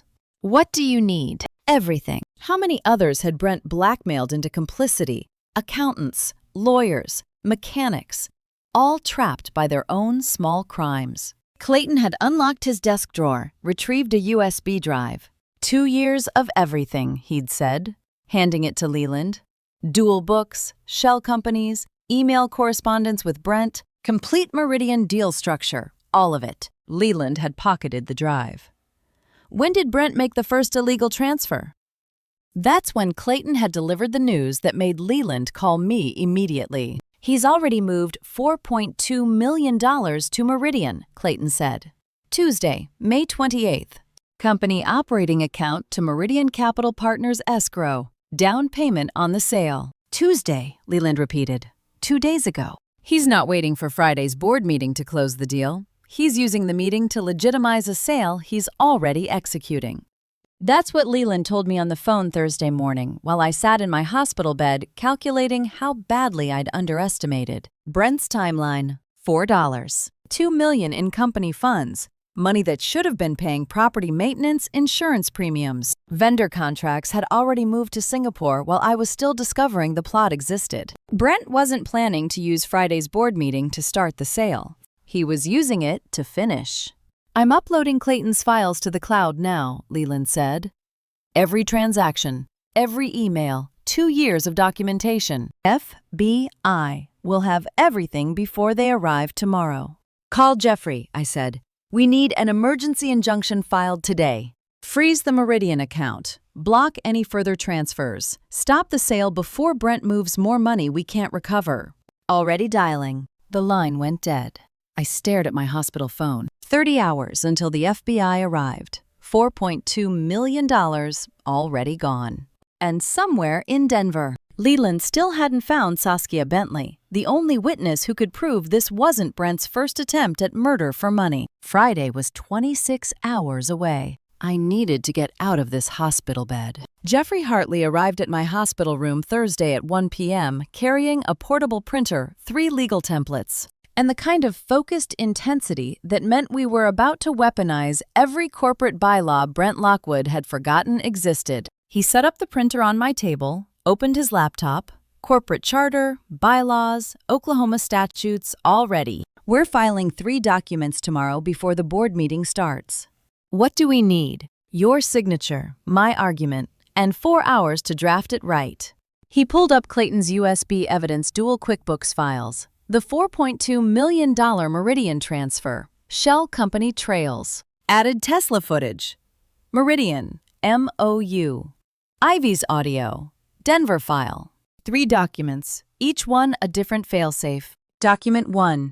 Motion to void board resolutions based on fraudulent consent. This establishes any signature Brent obtained while you were unconscious is legally void. Phone swap proves you never consented to Friday's actions. He can't act on my behalf. Not anymore. Document 2. Emergency asset freeze and recovery motion. Filed against Mercer Commercial Properties and Meridian Capital Partners. Blocks further transfers. Freezes the $4. $2 million already moved. Can we recover it? If we file before Singapore market close. Yes, that's why we're doing this now. Document 3. Formal declaration of controlling ownership interest. 51%. Veto power. Controlling interest. This one ends the game, Jeffrey said.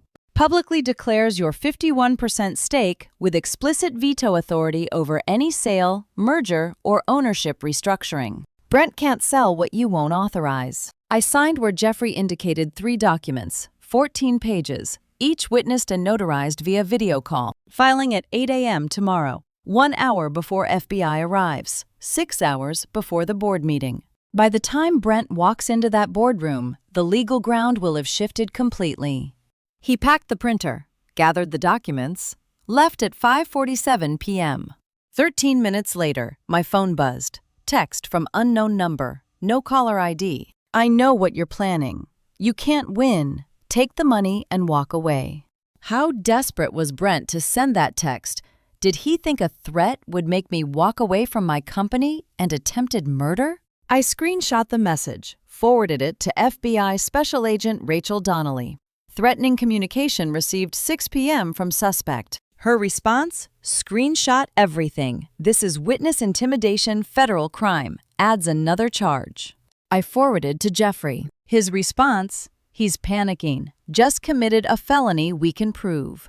Brent had been careful for so long. 2 years blackmailing Clayton. 9 years since Denver.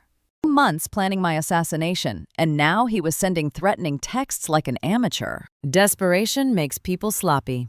I saved the message to my evidence folder, added timestamp and confirmations. Thursday night ticked toward Friday. I watched the clock. 7 p.m., 8 p.m., 9 p.m. At 9:47 p.m., Leland's text arrived. Denver ex-wife is on her way. She'll be here by morning. My hands shook as I typed.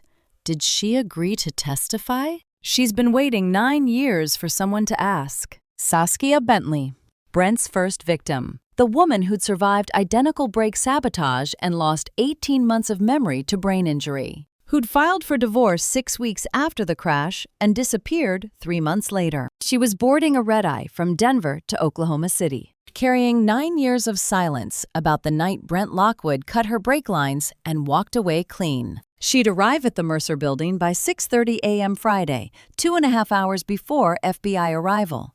7.5 hours before the 2 p.m. board meeting where Brent thought he'd legitimize stealing my company. Tomorrow, every piece would converge. FBI attorney.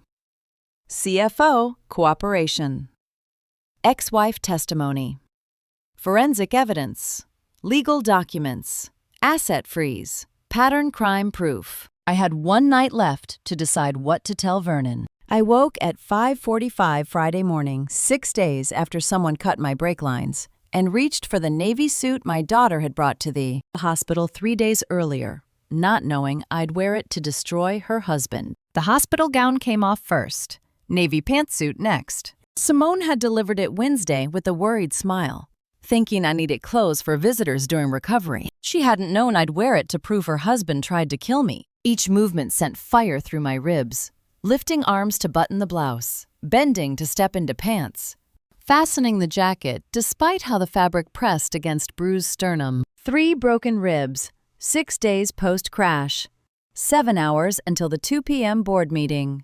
I applied makeup to mask hospital pallor, pulled hair into a professional chignon despite hands that trembled from pain medication withdrawal. The woman in the mirror looked older than 65, looked like someone who'd survived attempted murder and hadn't slept in a week. Good. Let Brent see what his sabotage had cost. Nurse Marla Spencer arrived at 6:15 a.m. carrying a clipboard thick with forms. Mrs. Mercer, Dr. Fletcher strongly advises against discharge. Your ribs aren't healed. Concussion protocol isn't complete. You're supposed to be here another 3 days minimum. I have a board meeting at 2 o'clock. Where do I sign? These are against medical advice forms. You're accepting full liability for any complications if you leave. I understand. She hesitated. Dr. Fletcher called to protest. He refused to authorize this discharge. Then it's good I'm not asking for authorization. 6 days, 3 broken ribs, 278 steps to freedom. I signed where Nurse Spencer indicated 6 pages of liability waivers, medical warnings, acknowledgement that leaving hospital care 6 days post-traumatic injury could result in permanent complications or death. I need a cane, I said. She retrieved one from the equipment closet, aluminum, adjustable height, rubber grip. Hospital issue mobility aid for the woman who was about to walk into a boardroom and dismantle a conspiracy. The walk from my room to the elevator took 43 steps. Elevator to main entrance, another 92. Loading zone 143, more. 278 steps total. Each one deliberate effort against pain that made breathing feel like knives. Leland waited at the loading zone in his Mercedes. He opened the passenger door, helped me into the seat while I gripped the cane white-knuckled. Saskia's already at the building, he said, pulling into traffic. FBI arrives in 2.5 hours. Good. I fastened the seatbelt carefully around my ribs. Let's go face my husband. You sure you can do this? Could I walk into that boardroom? Stand for hours through confrontation and arrests without collapsing from pain? I've spent 40 years building that company, I said. I can survive 1 more day defending it. Leland drove toward downtown. Friday morning traffic. 6:33 a.m. 12 minutes to the Mercer building. My phone buzzed. Text from Simone. Mom, where are you? Nurse said you left AMA. Are you okay? I stared at the message. Simone knew I'd left the hospital. Within minutes, either she'd asked nurses to call if I moved, or she was tracking my location another way. Are you going to answer her? Leland asked. Not until 9 o'clock, when the FBI is standing beside me. My daughter's text sat unanswered while we drove toward the 32nd floor where, in 97 minutes, Special Agent Rachel Donnelly would arrive with federal arrest warrants. Simone would learn whether her mother was protecting her or preparing to arrest her alongside her husband. But first, Saskia Bentley, the woman Brent tried to kill 9 years before me. The Mercer building's glass doors reflected a woman I barely recognized, 65 years old, navy suit hanging loose on a frame that had lost 8 pounds in 6 days. aluminum cane gripped in my right hand, and the kind of eyes that meant I'd come to burn down everything my husband and son-in-law had built on my money. I pushed through the entrance at 8:15 a.m. The lobby opened before me. Oklahoma limestone floors, walnut reception desk, company logo etched in glass, MCP. Mercer Commercial Properties, my company, my 40 years of strategic silence and financial backing. Dennis Granger, head of security for 11 years, looked up from his desk. Double take, recognition. Mrs. Mercer, he stood. Ma'am, we heard about the accident. Should you be— Good morning, Dennis. I'm here for the board meeting. The board meeting isn't until 2 o'clock, ma'am. I'm aware. Dennis had recognized me from the company founder photo in the lobby, the black and white portrait from 1986 showing Vernon and me, standing in front of our first property. But he'd never seen the silent partner owner enter this building in person. Nobody had. I crossed the lobby toward the elevators. 47 steps from entrance to private elevator bank. Each one deliberate with the cane. Each one announcing, I'm here, I'm walking, I survived what you tried to do to me. Morning employees arriving for work froze mid-stride, administrative assistants clutching coffee cups, junior accountants in wrinkled suits, property managers reviewing files on tablets. Whispers started. That's Constance Mercer. I've never seen her in the building. Wasn't she in the hospital? Why is she here? I was a ghost, materializing in my own building, haunting the empire I'd paid for, but never ruled. Phones came out, texts flying to colleagues on upper floors. The owner is here. The silent partner just walked in.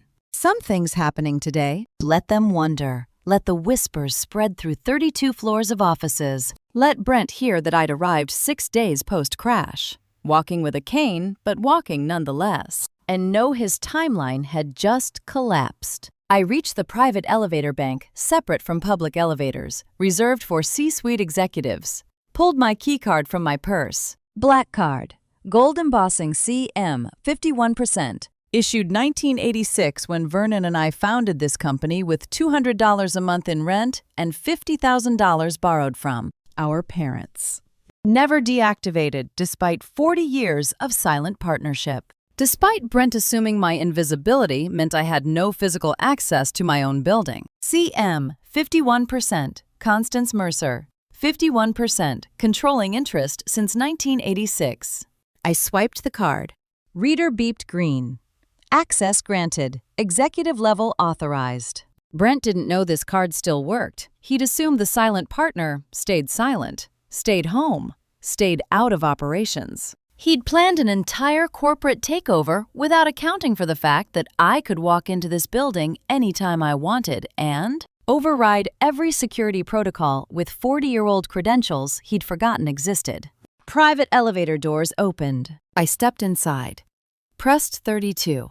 Doors closed. Alone in mirrored walls that showed my full reflection from every angle. Navy suit. Gray hair pulled into professional chignon. Bruising visible on left temple despite makeup. Aluminum cane in right hand. 65-year-old woman with 3 broken ribs and the steel eyes of someone who'd spent 6 days building a federal case against. The people who tried to murder her. Warrior. Scarred, but standing. Elevator chimed. 32nd floor, executive offices. Doors opened onto executive corridor cream walls. Mahogany doors. Framed photos of properties we'd developed over 40 years. Conference rooms to the left. Corner offices to the right. And straight ahead, the anteroom outside my office that I'd designed but never occupied. Where in 5 hours and 40 minutes, I'd sit across from Brent Lockwood and watch FBI agents arrest him for attempting to murder me. For my 51% stake in a company worth $380 million. But first, in that anteroom, Saskia Bentley was waiting to tell me exactly how he'd tried to kill her 9 years ago using the same method. I stepped off the elevator and saw her. The sound of my aluminum cane striking marble echoed down the 32nd floor corridor at 8:30 Friday morning.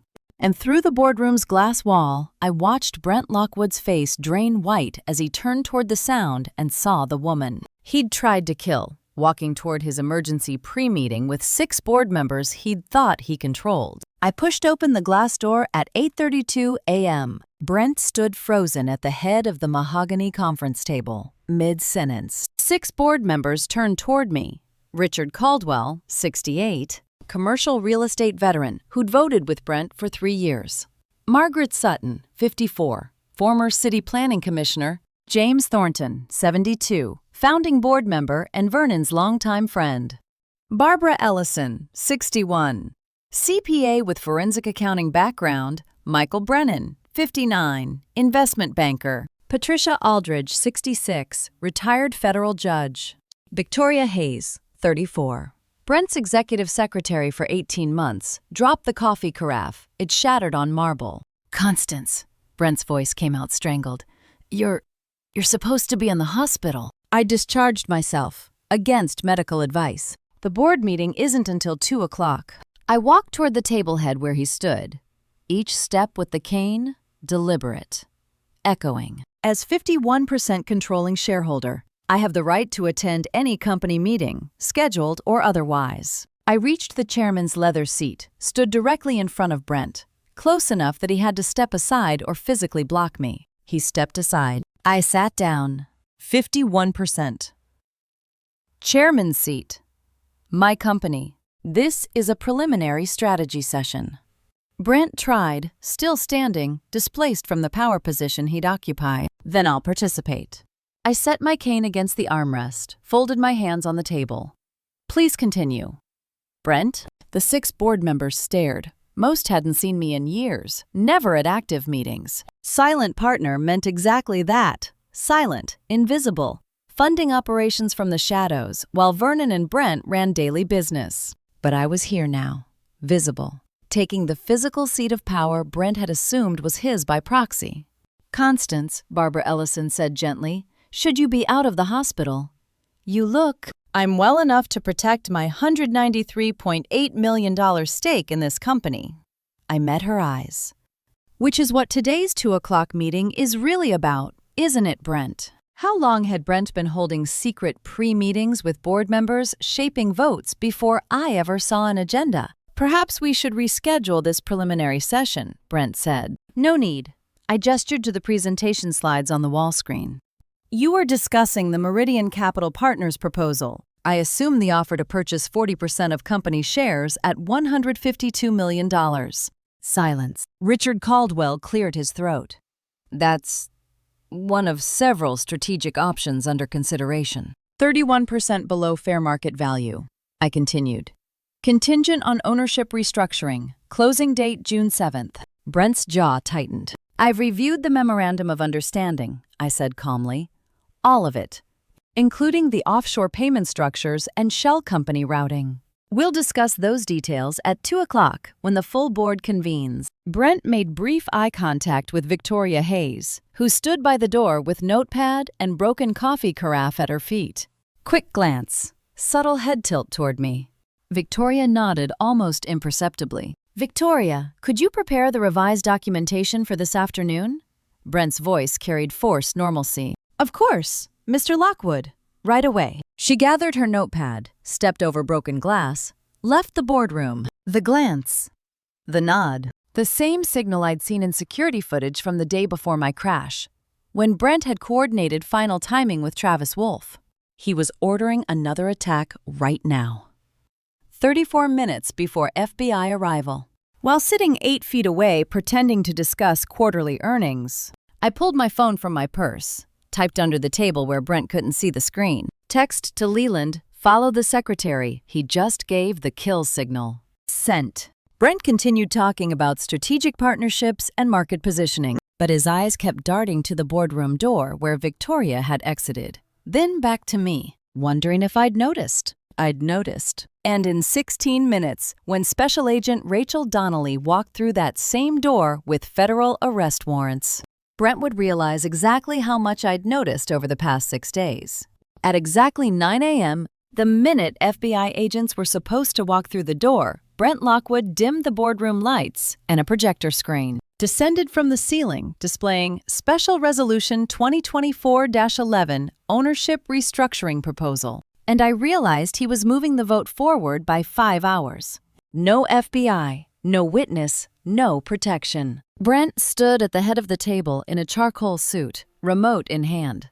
Good morning. Given Vernon's health and time-sensitive market conditions, I'm proposing we address our most critical business today. His voice carried practiced warmth. What I'm about to present represents Mercer Industries' path to sustainable growth. I sat perfectly still, gripping my cane beneath the table. Jeffrey had warned me Brent might accelerate the timeline. But moving it 5 hours forward meant Agent Donnelly was 18 minutes away, stuck in rush hour traffic with a federal warrant. That wouldn't matter if this vote concluded first. The first slide showed our corporate structure. Brent's laser pointer circled the trunk. Our current ownership model concentrates authority in a single shareholder who has never attended a board meeting, never toured our facilities, never met our employees. He didn't look at me. This creates institutional fragility. Victoria Brennan sat 3 seats to my left, watching me with snake-like stillness. Slide 2, Financial Projections.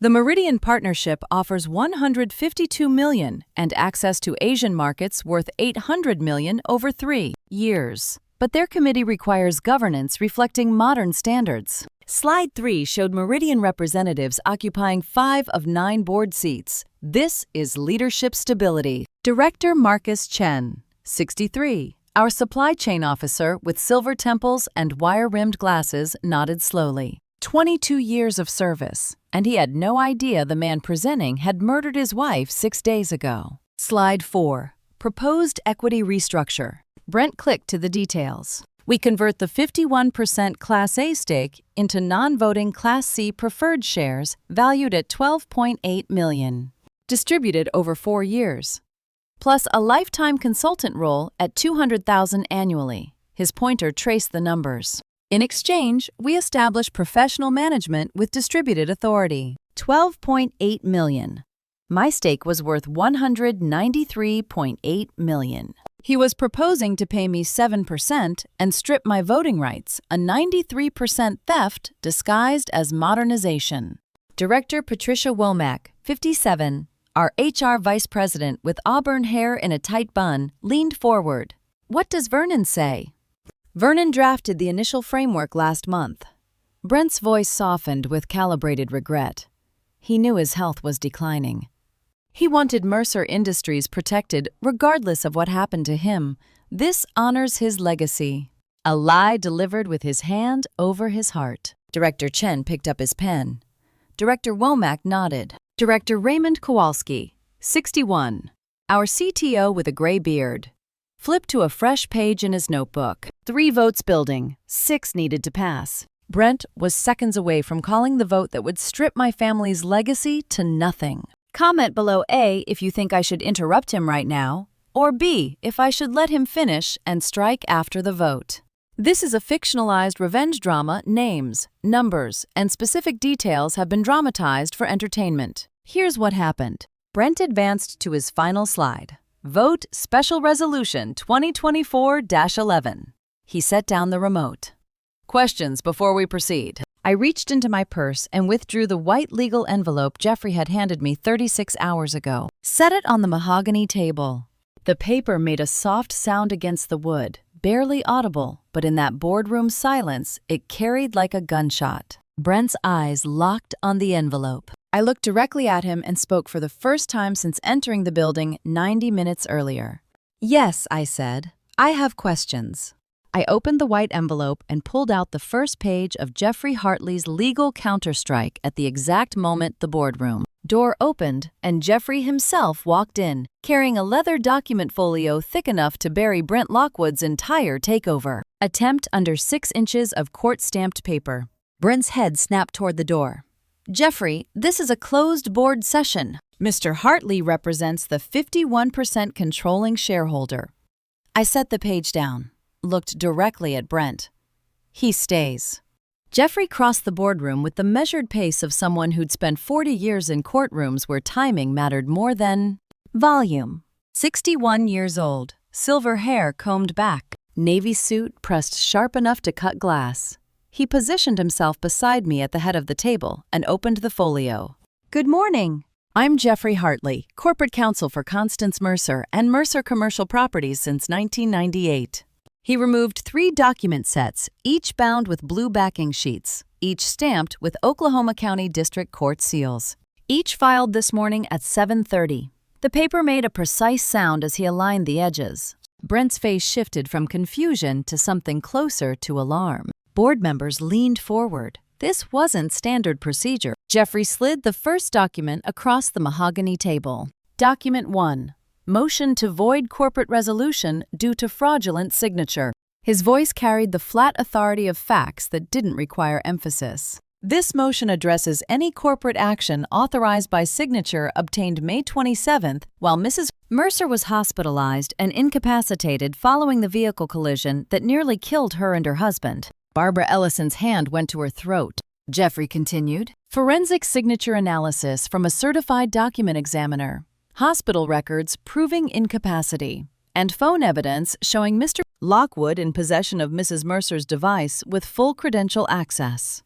He tapped the exhibit tabs. The signature authorizing preliminary merger discussions with Meridian Capital was obtained while Mrs. Mercer was unconscious in intensive care. Forged, May 27th. While I was unconscious in ICU, Patricia Aldridge set down her pen. Brent, is this true? This is a misunderstanding. Brent's voice climbed half an octave. Constance gave verbal authorization before the accident. I gave no such authorization. I kept my hands flat on the table, my voice level, verbal or otherwise. Jeffrey pulled the second document.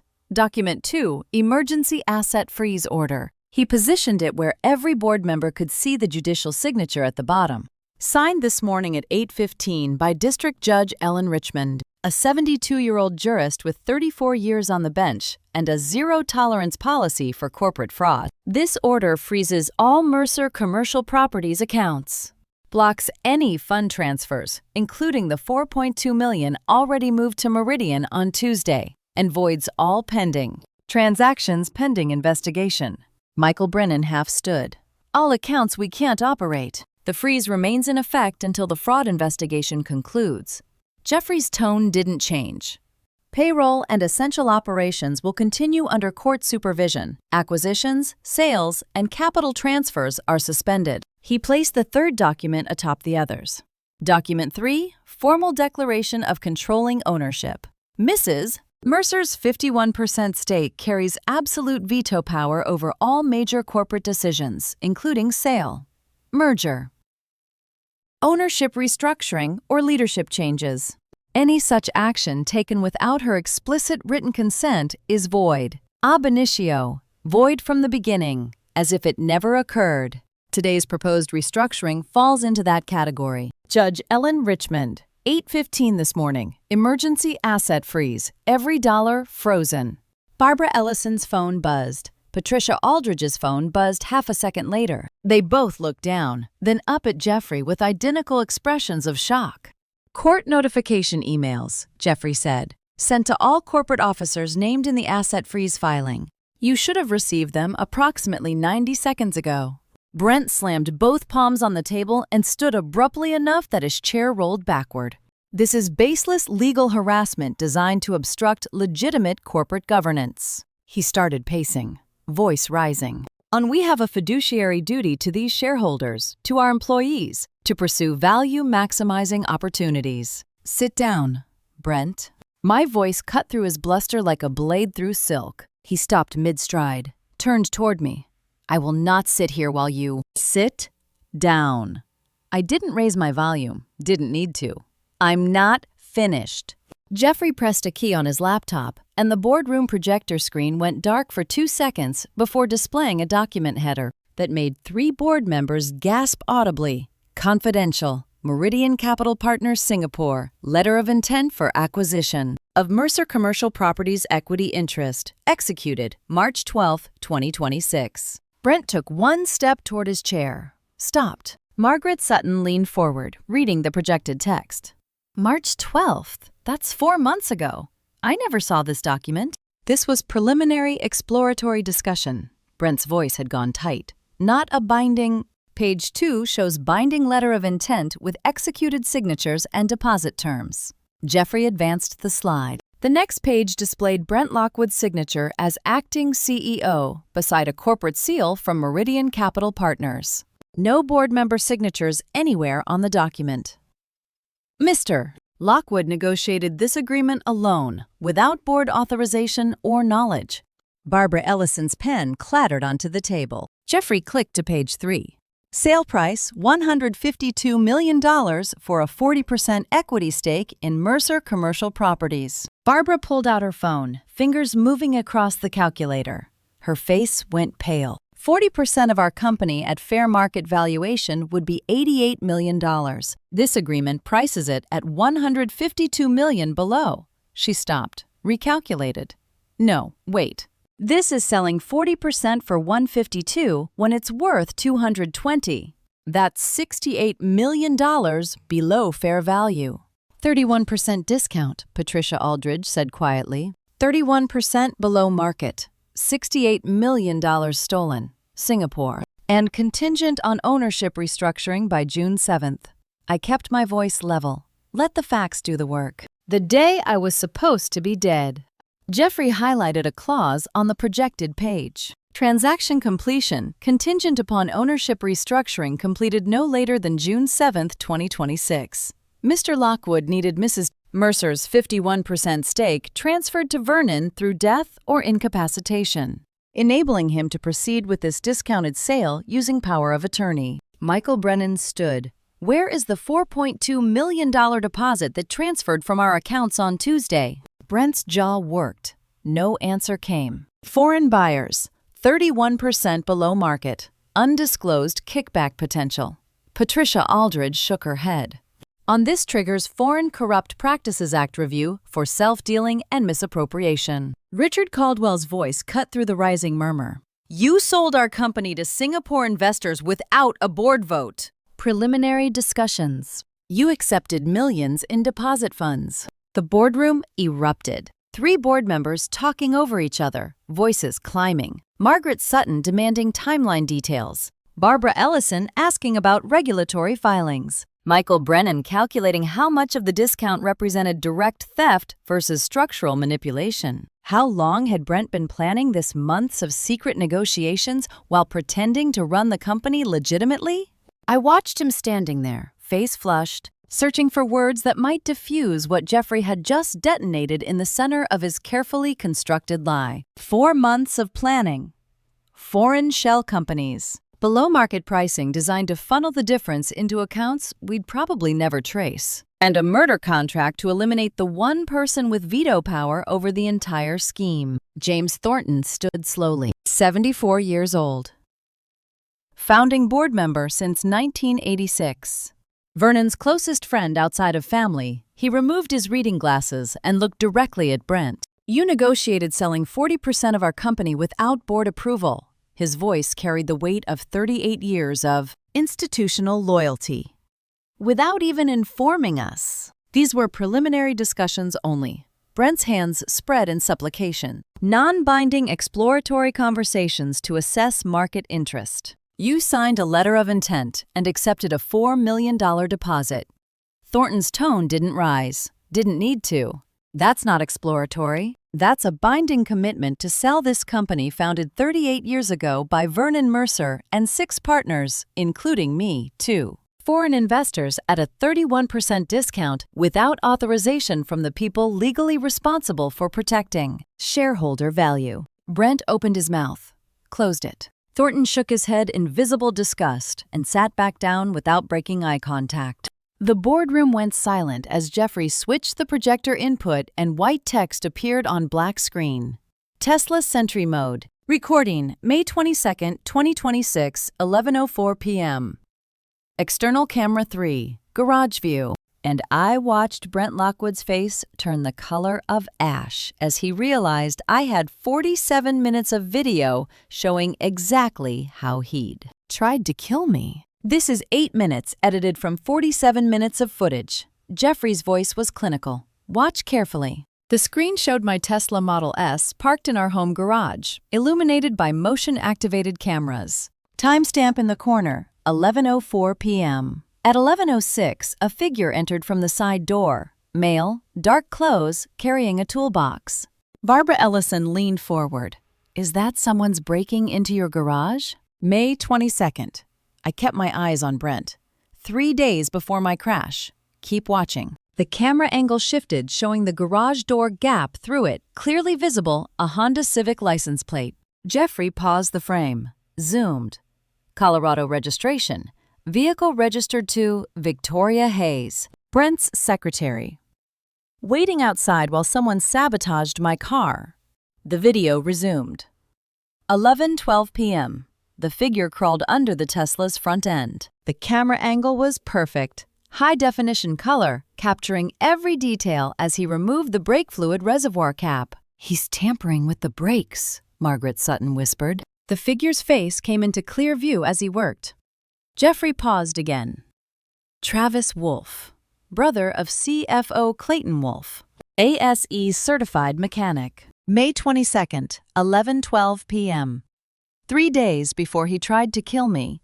The footage continued. Travis disconnecting the brake line at the master cylinder junction. Installing something, a bypass valve designed to fail gradually under pressure. His hands moved with professional efficiency. Someone who'd done this before or practiced extensively. Oh my God, Margaret said. He's sabotaging your car. Richard Caldwell's voice was flat. This is attempted murder. At 11:28 p.m., Travis crawled out from under the vehicle, opened the driver's door, and connected an OBD2 scanner to the diagnostic port. The camera showed his screen clearly. He was reprogramming the ABS sensor system. Disabling the brake failure warnings, Jeffrey said quietly. So the dashboard wouldn't alert her when the system began to fail. The video jumped forward. 11:43 p.m. Travis stood by the garage side door, checking his phone. The angle was perfect. His screen visible for 3 seconds. A text message thread displayed.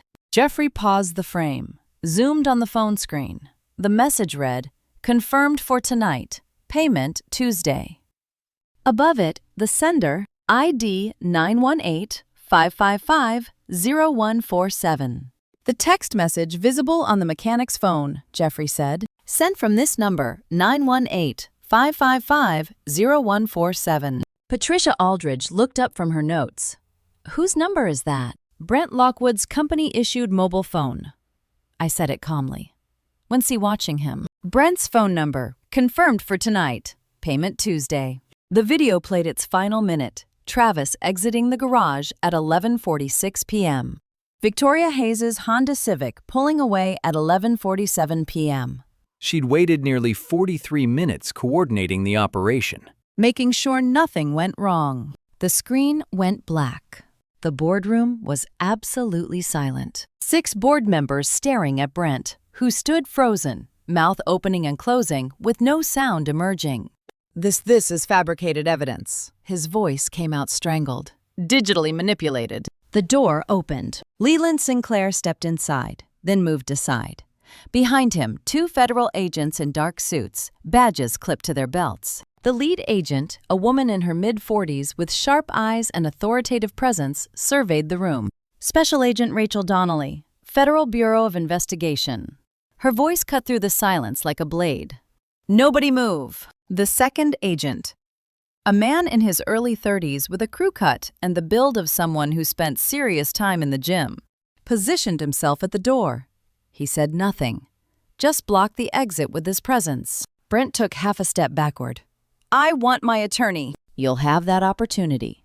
Agent Donnelly's eyes locked on him. Her right hand moved toward her belt, not toward her gun, toward the handcuffs. Special Agent Rachel Donnelly stepped into the boardroom at 9:52 a.m. and held up her FBI credentials with one hand while her other hand rested on the arrest warrant folded in her jacket pocket.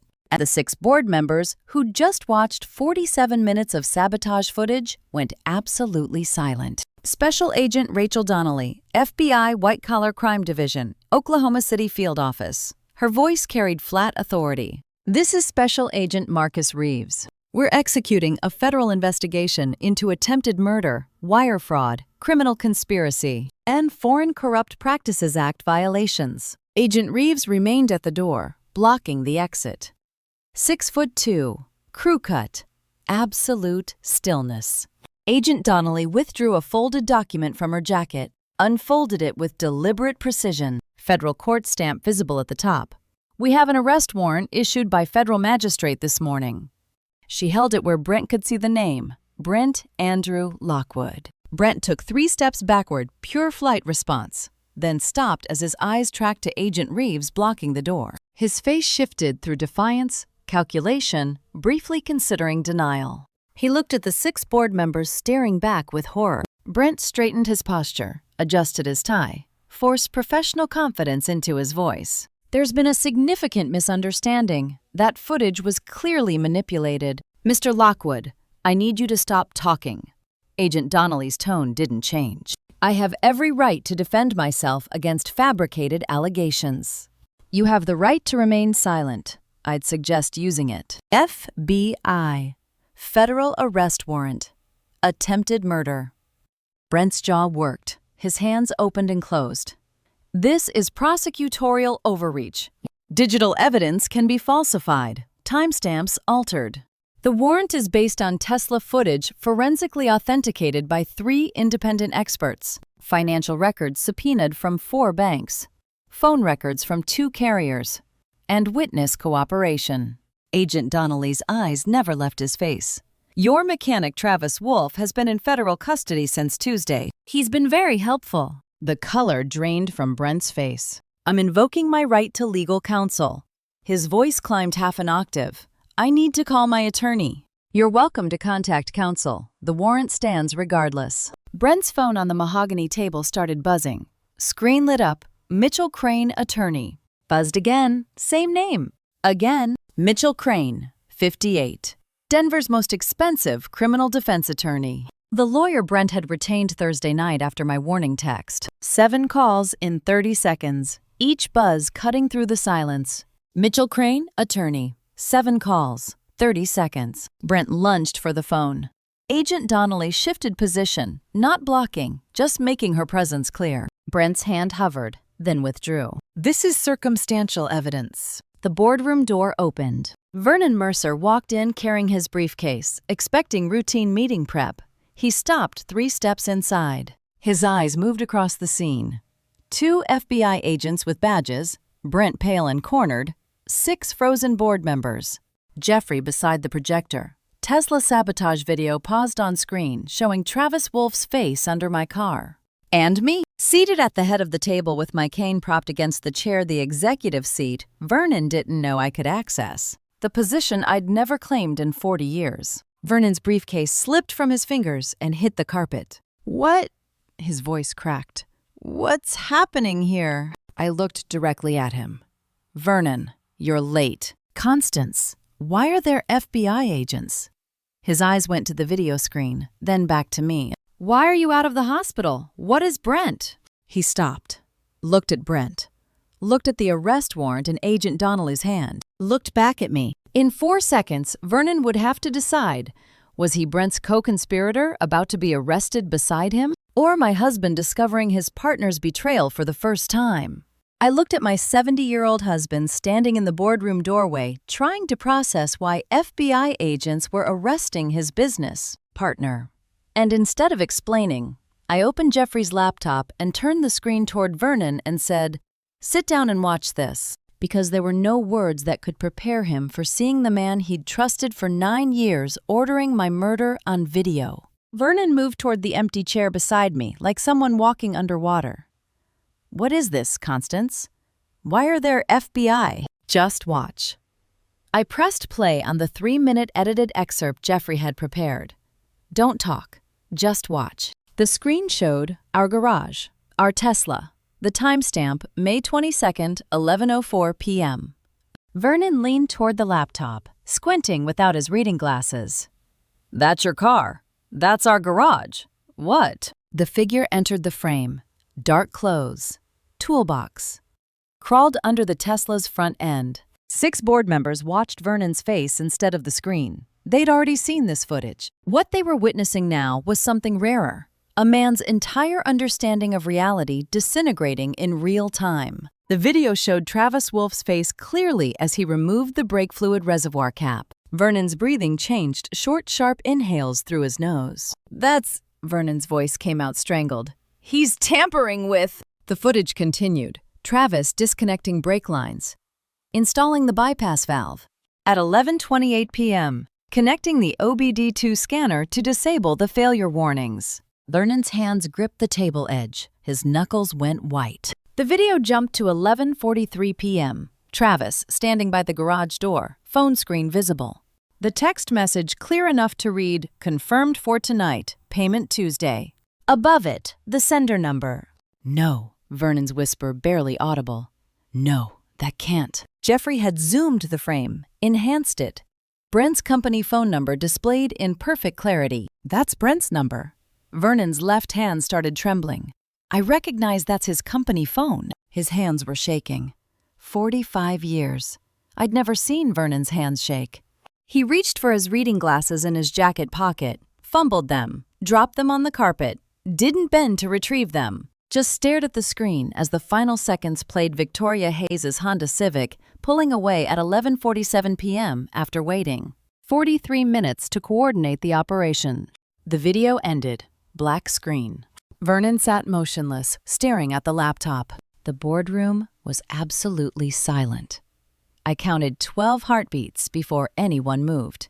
Vernon's face drained of color, the gray pallor I recognized from his father's heart attack in 1994. The same shade of ash I'd seen exactly once before in 45 years of marriage. A single tear tracked down his right cheek. One tear, first in 45 years. Not at his mother's funeral in 2001. Not at his father's funeral in 95. Not when the business went bankrupt in 89 and we lost everything. Not when Simone miscarried in 2008 and cried in his arms for 3 hours. But now, for this, he didn't wipe it away. "I brought him into this company." Vernon's voice was hollow. "I vouched for him when you had doubts. I told you he was good. He was trustworthy. We could build something with him." The tear reached his jawline. Hung there. 9 years. I've known him 9 years. Simone married him. Ivy calls him Dad. His voice broke on the last word. "And he tried to murder you." The tear fell. Vernon turned to face me fully for the first time since entering the room. The tear track still visible on his cheek, wet and glistening under the fluorescent boardroom lights. "When did you know?" His eyes searched mine. "When did you find out it was Brent?" I met his gaze directly. 45 years of marriage, and I'd never lied to him about anything that mattered. I suspected from the first night. My voice stayed level. "In the hospital, the phone swap, your behavior, the timing. I confirmed it within 3 days. Vernon's face shifted, confusion replacing grief. 3 days. You've known for... He stopped, calculated. 6 days. You've known for 6 days. Yes. Why didn't you tell me from the first night? I didn't look away, didn't soften it, because you would have confronted him and ruined everything. The boardroom door burst open at 10:12 a.m., and Mitchell Crane, Brent's criminal defense attorney, expensive suit, reputation for getting white-collar criminals acquitted, strode in like he owned the room and announced, "I'm advising my client to say absolutely nothing further. And I'm putting everyone here on notice that fabricated evidence and strategic legal harassment will result in massive defamation." Countersuit. 48 years old, 6'1", silver temples, $850 per hour retainer. He positioned himself beside Brent and opened his leather briefcase with practiced theatrical precision. Agent Donnelly remained unmoved. "Mr. Crane, we have a federal arrest warrant based on substantial evidence. Warrants can be challenged. Evidence can be contested. That's why we have courts." Crane pulled documents from his briefcase. "My client has constitutional rights. Any questions go through counsel. An arrest warrant doesn't negate presumption of innocence." He turned to face the board members. "I'm also advising this board against making corporate decisions based on unverified accusations pending litigation. Prudent directors don't act on contested allegations. Professional, forceful, the kind of performance he'd delivered 100 times in conference rooms exactly like this one."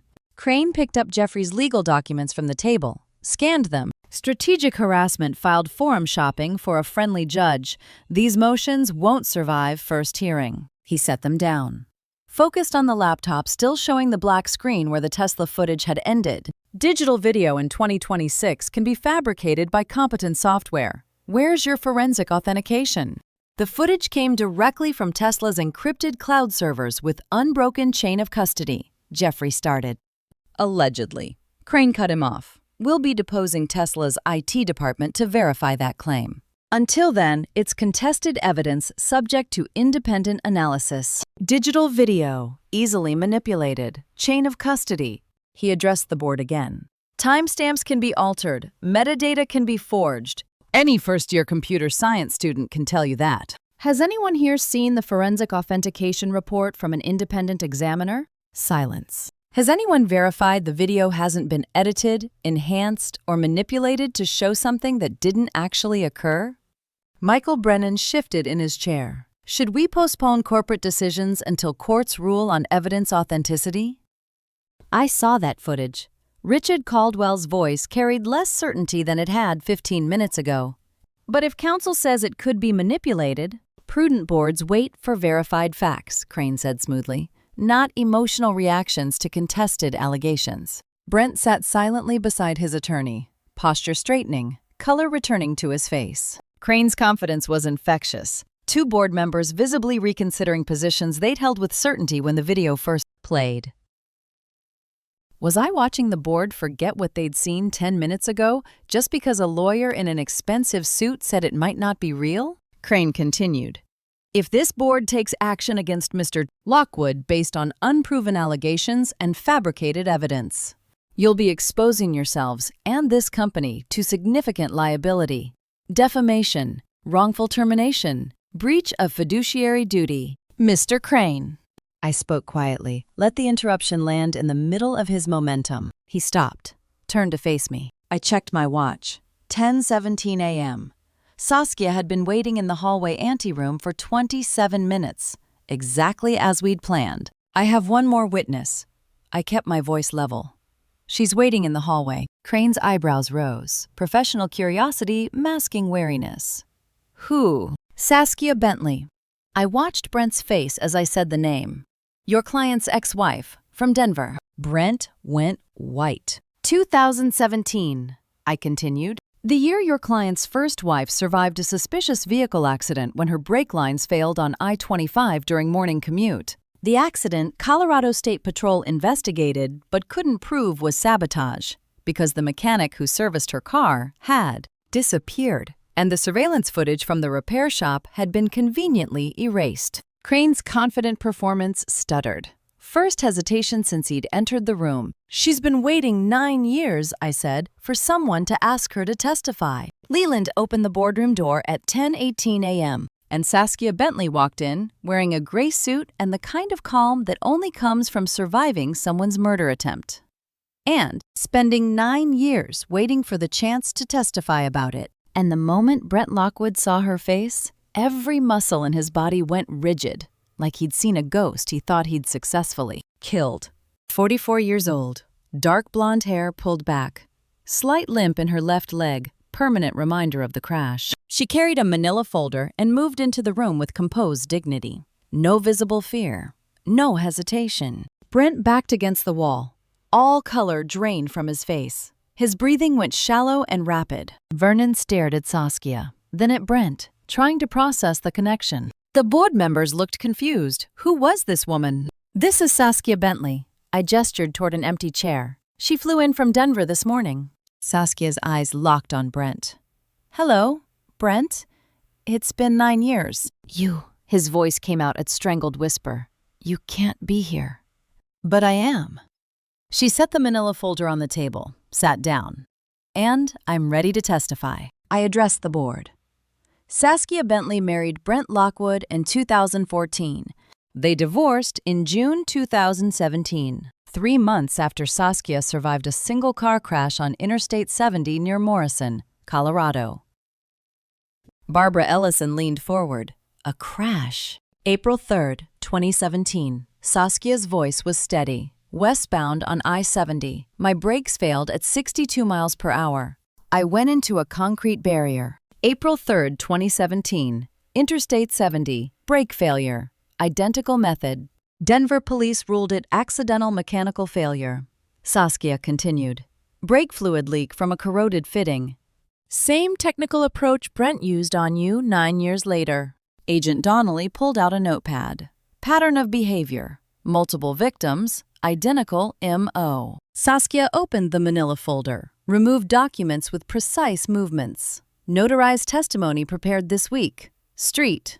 Anthony Hospital, Denver medical records. Traumatic brain injury. 3 fractured ribs. Internal bleeding. Denver PD accident report showing mechanical failure ruling.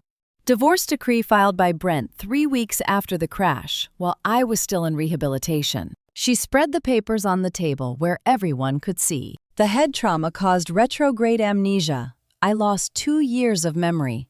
Couldn't remember anything about the month before the crash. She looked directly at Brent. But memory comes back, slowly. Pieces returning over time. Barbara Ellison's voice was soft. Why didn't you go to police when your memory returned? By the time I remembered everything, 2020, 3 years after the crash, the case was closed. No evidence. And I was terrified. Saskia's composure cracked slightly. Terrified he'd finish what he started if I made noise. How many other women had Brent tried this on between 2017 and now? How many crashes ruled accidental that were actually murder? I remembered the arguments, Saskia said, about his debts. His pressure for me to increase my life insurance to $500,000. His mechanic friend who came to the house the week before the crash. The way Brent insisted on taking my car for routine service 2 days before the brakes failed. Richard Caldwell shook his head. 2 victims, 9 years apart. Same method. Federal prosecutors love patterns, Agent Donnelly said quietly. Makes premeditation impossible to deny. Brent turned to Mitchell Crane, whispered urgently. 45 seconds of frantic, barely audible conversation. Crane listened, nodded grimly, straightened. Agent Donnelly. The attorney's confidence was gone, replaced by tactical damage control. My client wishes to discuss potential cooperation and plea terms. Brent whispered again. Get me a deal. Anything. I can give them. Agent Donnelly's expression didn't change. Not here. My client is prepared to provide information about... Not here, Agent Donnelly repeated. Federal building. Formal interview. On the record. If your client wants to cooperate, we'll discuss terms under proper procedure. No boardroom negotiation, no whispered deals. She wanted everything documented, recorded, Miranda rights administered, cameras running. Brent was ready to implicate others to save himself. The question was whether others included my husband. My daughter burst through the boardroom door at 10:30 a.m., looking for her mother, who'd ignored 17 text messages since leaving the hospital 4 hours earlier. And the first words out of Simone's mouth, "What's happening? Why are there FBI agents?" told me she had no idea her husband had tried to murder me, which meant I was about to destroy my daughter's marriage and family in the next 60 seconds. She stood in the doorway, phone clutched in her hand, screen showing a string of unanswered texts sent every 15 minutes since 6:30 this morning. Her eyes moved across the room. FBI agents with badges displayed. Brent standing beside a criminal defense attorney. Vernon with tear tracks still visible on his face. 6 board members sitting in stunned silence. A stranger in a gray suit, Saskia Bentley. And me, seated at the head of the table with my cane propped against the chair. The position Simone had never seen me occupy in her entire 38 years. "Mom, what's happening? I've been calling you for hours!" Her voice climbed with panic. "Why are there FBI agents, Brent? What's going on?" Brent opened his mouth. I spoke first. "Sit down. Simone, there's something you need to hear." "I don't understand. You're supposed to be in the hospital. Dad said you weren't discharged." "Sit down." Something in my tone made her move to the nearest empty chair. I turned Jeffrey's laptop toward her, clicked on the audio file I'd queued 20 minutes ago, knowing this moment would come. "This is a recording your daughter made on May 11th, 2 weeks before my crash. She brought it to me in the hospital." Simone's face went white. Ivy recorded. I pressed play. The kitchen sounds came first, dishes clinking, water running. Then voices Simone and Brent, conversation flowing naturally. Unaware of the 14-year-old girl with a phone recording from the hallway. Brent's voice. After she's gone, I'll take care of you both. I promise. Simone's voice. Are you sure this is the only way? Brent's voice. It's already arranged. By next month, we'll have everything we need. My daughter's voice. Ivy's recording. 2 weeks before the crash. Simone stared at the laptop. Her hand went to her mouth. That's my voice. When did Ivy? May 11th, I said quietly. She brought it to me May 27th, the day after I woke up. The recording played another minute. Simone's questions about timing, Brent's reassurances about the plan. I stopped it. Let the silence settle. I didn't know, Simone whispered. I didn't understand what he meant. I thought he was talking about convincing you to retire, to finally let go of the business. He was talking about murder. My voice stayed level. Brake sabotage. $18,500 paid to Travis Wolfe to cut my brake lines. Coordinated via Brent's company phone. Simone looked at Brent.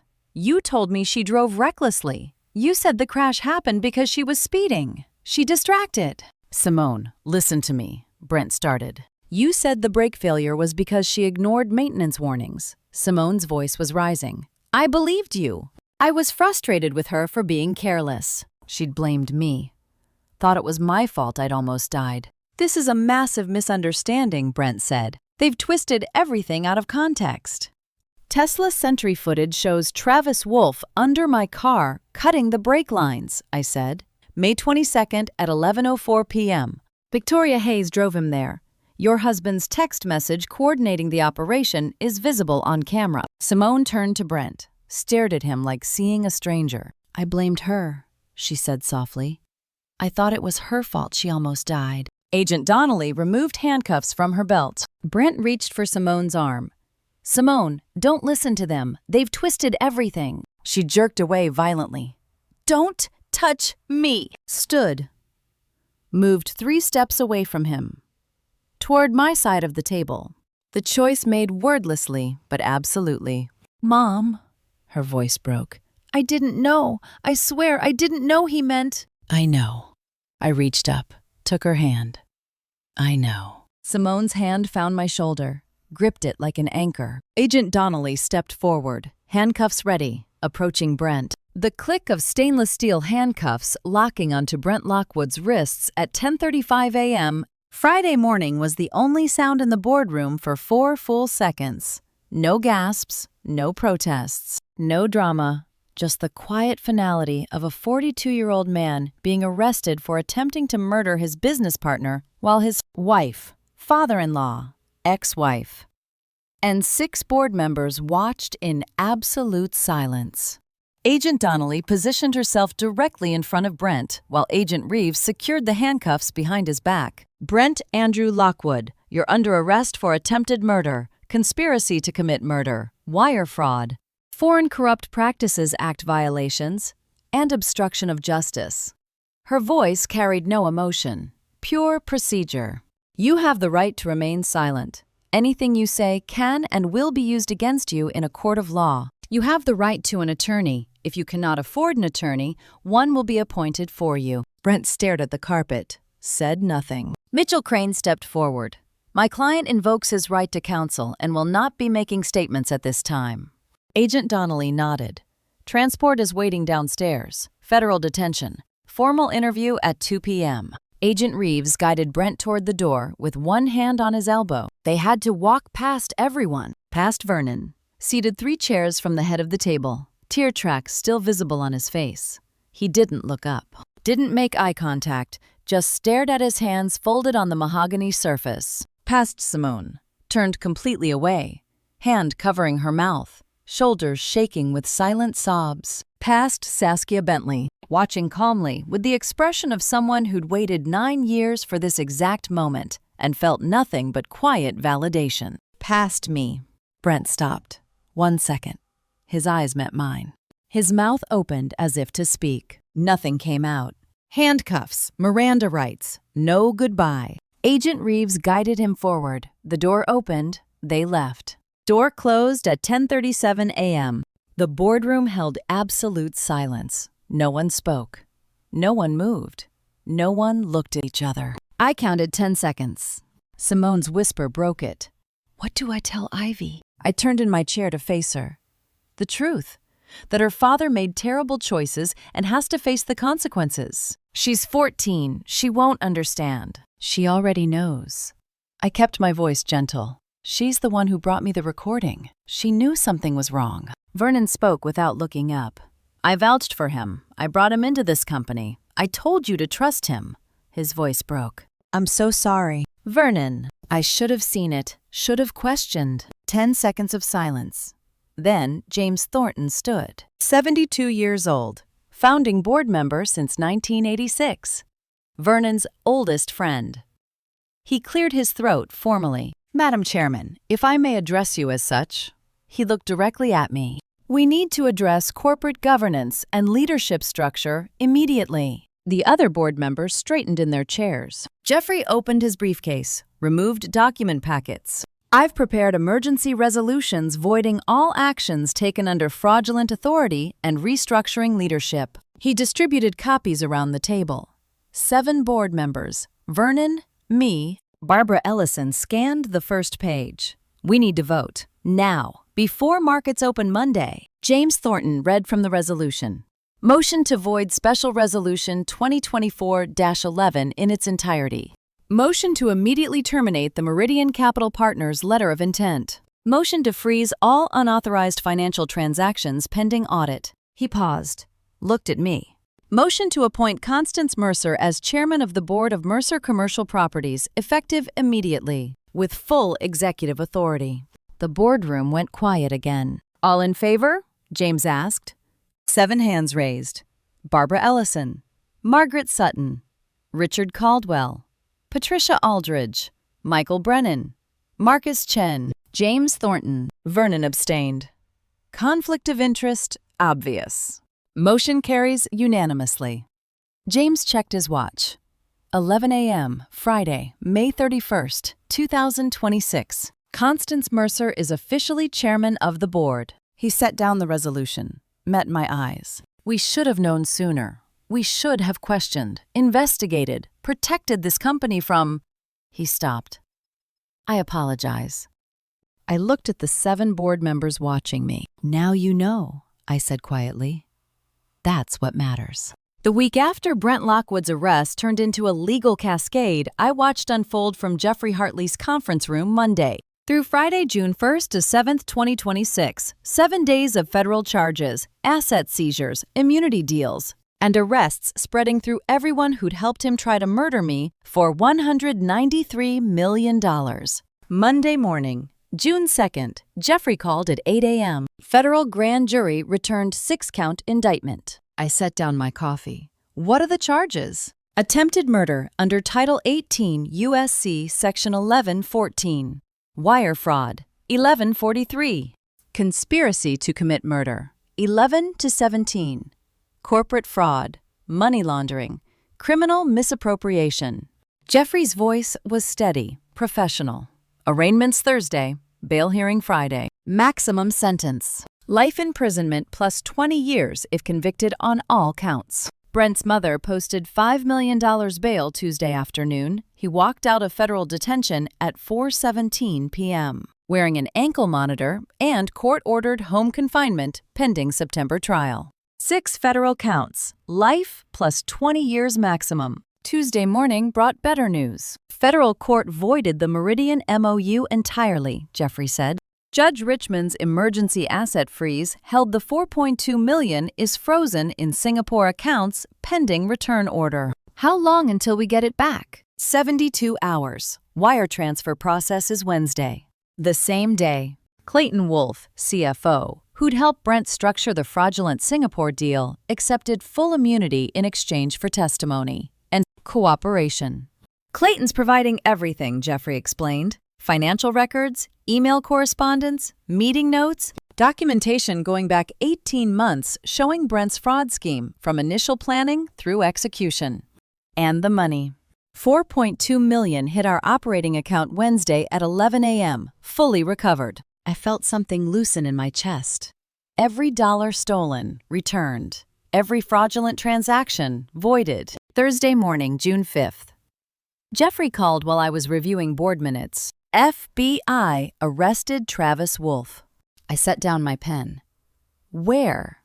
Dallas bus station, 4:30 this morning, attempting to flee to Mexico with fake passport and $23,000 cash. Travis Wolfe, Dallas bus station, fleeing to Mexico. Arrested. Charged with conspiracy to commit murder, attempted murder, and receiving stolen property. The $18,500 payment. Denied bail as flight risk. And Victoria Hayes, arrested same day at her apartment. Conspiracy. Obstruction of justice for coordinating the sabotage timing. Accessory after the fact. Also denied bail. Every person who'd helped him. Every accomplice who'd looked the other way or actively participated. Federal charges. No bail. Awaiting trial. Friday afternoon. Jeffrey appeared in my office doorway instead of calling. 2 things, he said. Saskia Bentley won her civil judgment. I looked up from the financial reports I'd been reviewing. How much? $12 million. Attempted murder. Emotional distress. Medical expenses from the 2017 crash. Judge ruled in her favor Thursday. Judgment filed this morning. Can she actually collect? From Brent's personal assets and eventual criminal restitution, yes. The court's freezing his accounts, his property, everything. She'll get paid. Jeffrey paused. And there's more. What? Denver District Attorney announced this morning they're reopening the April 2017 Saskia Bentley crash investigation. New evidence, specifically, pattern evidence, from your case and Travis Wolfe's testimony. They're treating it as attempted murder. I sat back in my chair. Brent faces Colorado state charges. In addition to Oklahoma federal charges, yes, 2 victims, 2 jurisdictions, 2 separate prosecutions. Jeffrey set a folder on my desk. Denver DA requested all our evidence. I'm cooperating fully. Saskia Bentley, 9 years waiting, $12 million awarded. Her case reopened as attempted murder. Justice for both of us. September trial for federal charges. Jeffrey continued. Probably spring 2027 for Colorado state charges if Denver prosecutes. Either way, Brent's looking at decades in prison. I opened the folder. Federal indictment. Asset recovery documentation. Arrest warrants for Travis and Victoria. Saskia's civil judgment. Denver DA's press release. 7 days. Everyone arrested. Everything recovered. Both victims vindicated. Thank you, Jeffrey. He nodded. You built the case. I just filed the paperwork. But first, I had to fix what Brent had broken in my family. Vernon and I sat in our Nichols Hills living room Friday evening, June 7th. First quiet night home together since the crash, 13 days earlier, with a fire crackling in the stone fireplace and the sunflowers he'd brought to my hospital room Wednesday now wilting, slightly on the mantel. And the silence between us felt like the 45 years of marriage we'd just spent questioning whether we still knew each other at all. I sat in the wingback chair with my cane propped beside me. Vernon sat on the sofa, 6 feet away. The fireplace provided the only sound for 12 minutes. No television, no phone calls, no board meetings or FBI interrogations or legal conferences. Just domestic quiet we hadn't shared since May 25th. Vernon stared at the fire. I watched him. Finally, he spoke. The house is too quiet. It's been quiet for years, I said. We just filled it with other noise. He turned to face me. I need to ask you something, and I need you to answer honestly, always. Why didn't you ever tell me you held 51% of the company? I'd known this question was coming, had been waiting for it since the boardroom vote. My father insisted when we founded the company in 1986, protection against business volatility. He'd lost everything once in the 70s, wanted me to have final authority if something went wrong. Vernon's hands gripped his knees. 40 years. I thought we were 50-50 partners. You never corrected me. You never asked. Because I trusted we were equal. His voice cracked slightly. Were we ever? 40 years. 51%. He never knew. In everything that mattered, yes. I leaned forward. Vernon, I never used that authority. Never vetoed a decision. Never pulled rank. Never treated you as anything other than full partner. The 1% was insurance I never needed until Brent tried to steal the entire company. He sat with that for 30 seconds. You let me believe we were equals when you could have overruled me any time. We were equals. The paperwork just reflected my father's paranoia, not our reality. Vernon looked back at the fire. Another minute of silence. Why didn't you tell me? His voice was quieter now. From the hospital, when you first suspected Brent, why keep it secret? This was the harder question. I took a breath. Because you loved him like a son. And if I'd told you that first night, with no proof, just suspicion, you would have confronted him emotionally instead of strategically. You didn't trust me to handle it. I didn't trust you to prioritize evidence over relationship. And I was right, wasn't I? You vouched for him. You brought him into the family. You would have protected him out of instinct. How do you tell your husband of 45 years that you didn't trust him enough to reveal a murder investigation? Because you knew he'd protect the murderer out of love. Vernon's shoulders sagged. I did protect him. For 9 years, I vouched for someone who tried to kill you. I brought a murderer into our family, into Simone's bed, around our granddaughter. You trusted someone you loved. That's not a fault. I stood slowly, crossed to the sofa, sat beside him. That's what good people do.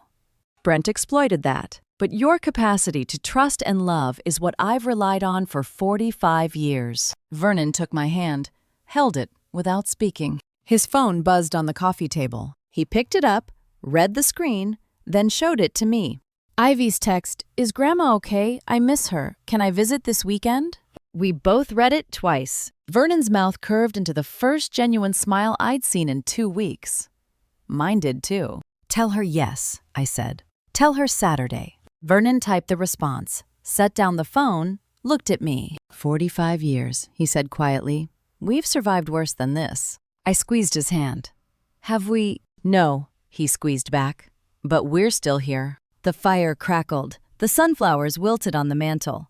And for the first time since waking in ICU 13 days ago, the silence in our home felt less like grief and more like healing. Simone and Ivy stood at my front door Saturday morning, June 8th, looking like refugees from their own lives.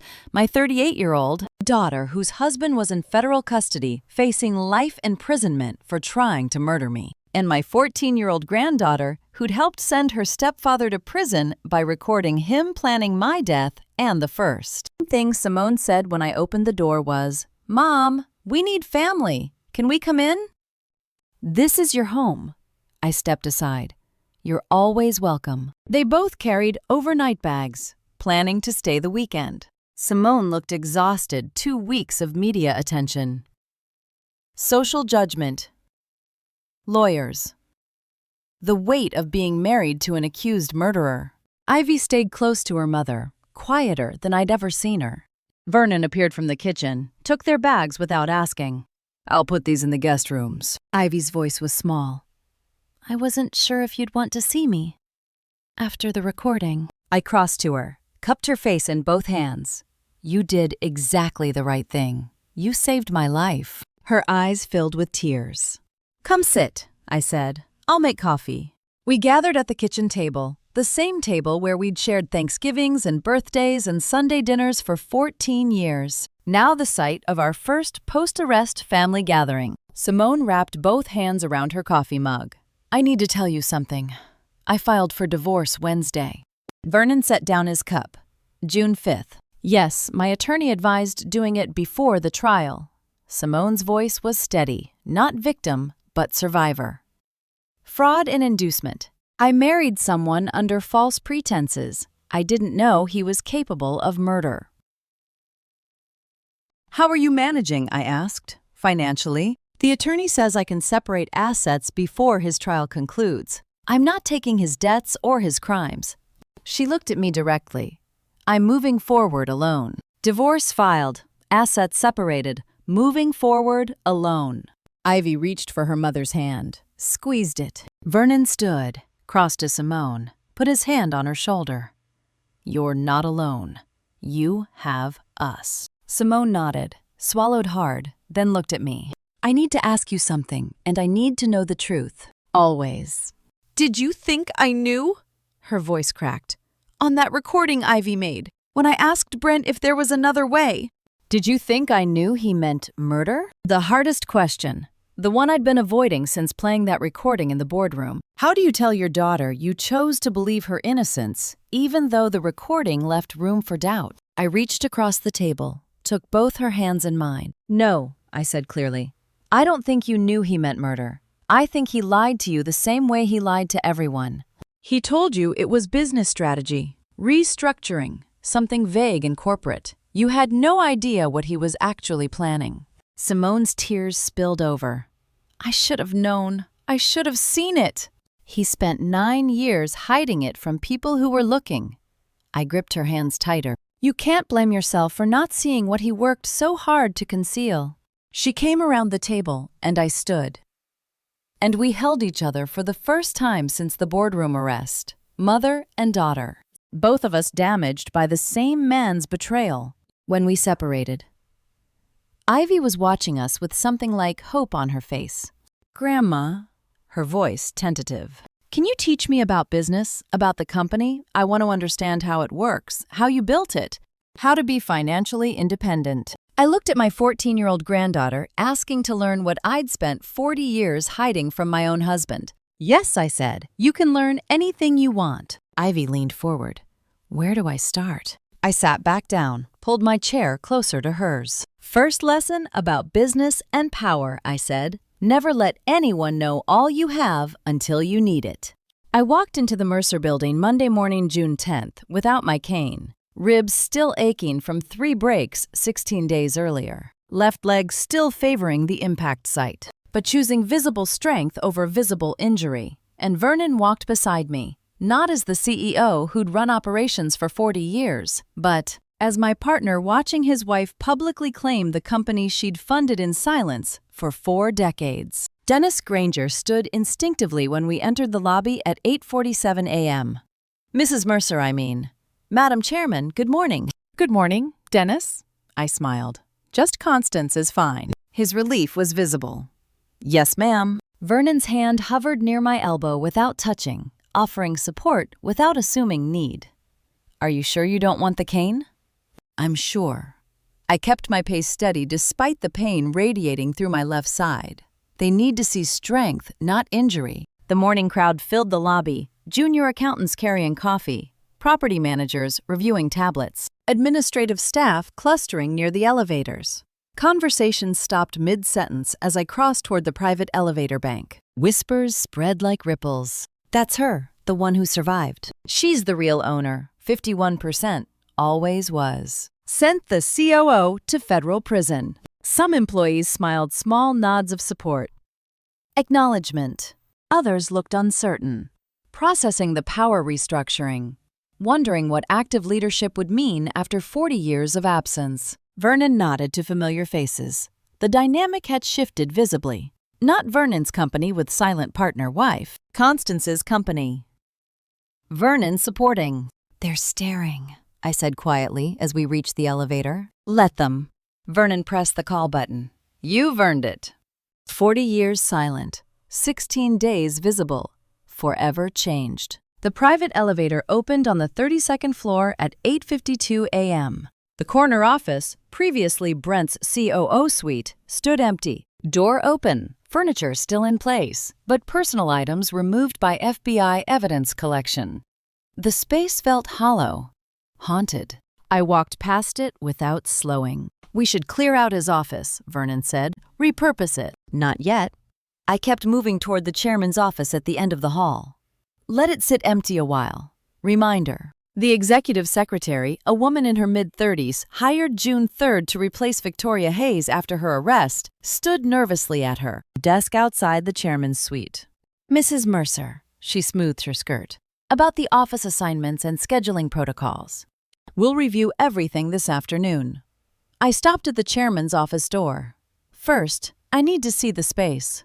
The office had waited 40 years for an occupant who never came. Oak desk, never used. Windows overlooking Oklahoma City's downtown skyline. Leather chairs still wrapped in protective plastic. Space held vacant while I funded the company from silence and shadows. I stood in the doorway, taking it in. Vernon stood beside me, said nothing, just waited. The secretary cleared her throat. "Ma'am, about the nameplate for your office door. We need to order one. The brass plate is currently blank." I turned, looked at the empty mounting on the doorframe. "Replace it," I said. "Yes, ma'am. Replace it with what name?" "Brent Lockwood, Chief Operating Officer." The nameplate's still there. Empty office, empty title. I looked at Vernon. 45 years of marriage, 40 years of partnership, 16 days of transformation. Looked at the corner office where someone had plotted my murder. Looked at the chairman's suite that had waited 4 decades for me to claim it. Looked at the company I'd funded and hidden from and finally saved. "Constance Mercer," I said, "chairman of the board." The secretary nodded, writing it down. But I wasn't finished. "And underneath," I continued, watching Vernon's face, "add this, founder and majority owner." Vernon smiled. First genuine smile since the hospital sunflowers. Because after 40 years of silence and 16 days of survival, I was done hiding who I was and what I'd built. I walked into my office and sat down at the desk that had waited my entire adult life for me to claim it. And I got to work. The office smelled different without fear in it. I stood at the floor-to-ceiling windows of my 32nd floor corner office, watching golden hour light paint Oklahoma City in amber and shadow. 5 years since the Tesla crash, 5 years since I'd walked through that door with Vernon's support and claimed the chairman's seat that had waited 40 years for me to occupy it. The glass desk reflected sunset transparency after 4 decades of opacity. My nameplate gleamed on the door, C. Mercer, chairman. No longer hidden behind Vernon's public face. I touched the faint scar on my temple. Thin silver line bisecting hair that had gone completely white in the years since May 2026. Remembered the ICU bed. The vulnerability everyone mistook for helplessness. Vernon's confession. I'd heard with perfect clarity while pretending unconsciousness. They'd always mistaken silence for weakness. Vernon had learned better. Brent never did. I pulled out my phone, texted Ivy. "Office, now. Bring your notebook. Final lesson." Her response arrived instantly. "On my way up, Grandma." She entered at 5:52 p.m., carrying the leather notebook I'd given her for her 15th birthday. 5 years of entries documenting everything I'd taught her about Power's invisible architecture. 19 now, Northwestern sophomore. Carried herself with the discipline I recognized from my own youth, back straight, eyes clear. Ready to record truth without flinching from its edges. "Sit," I said.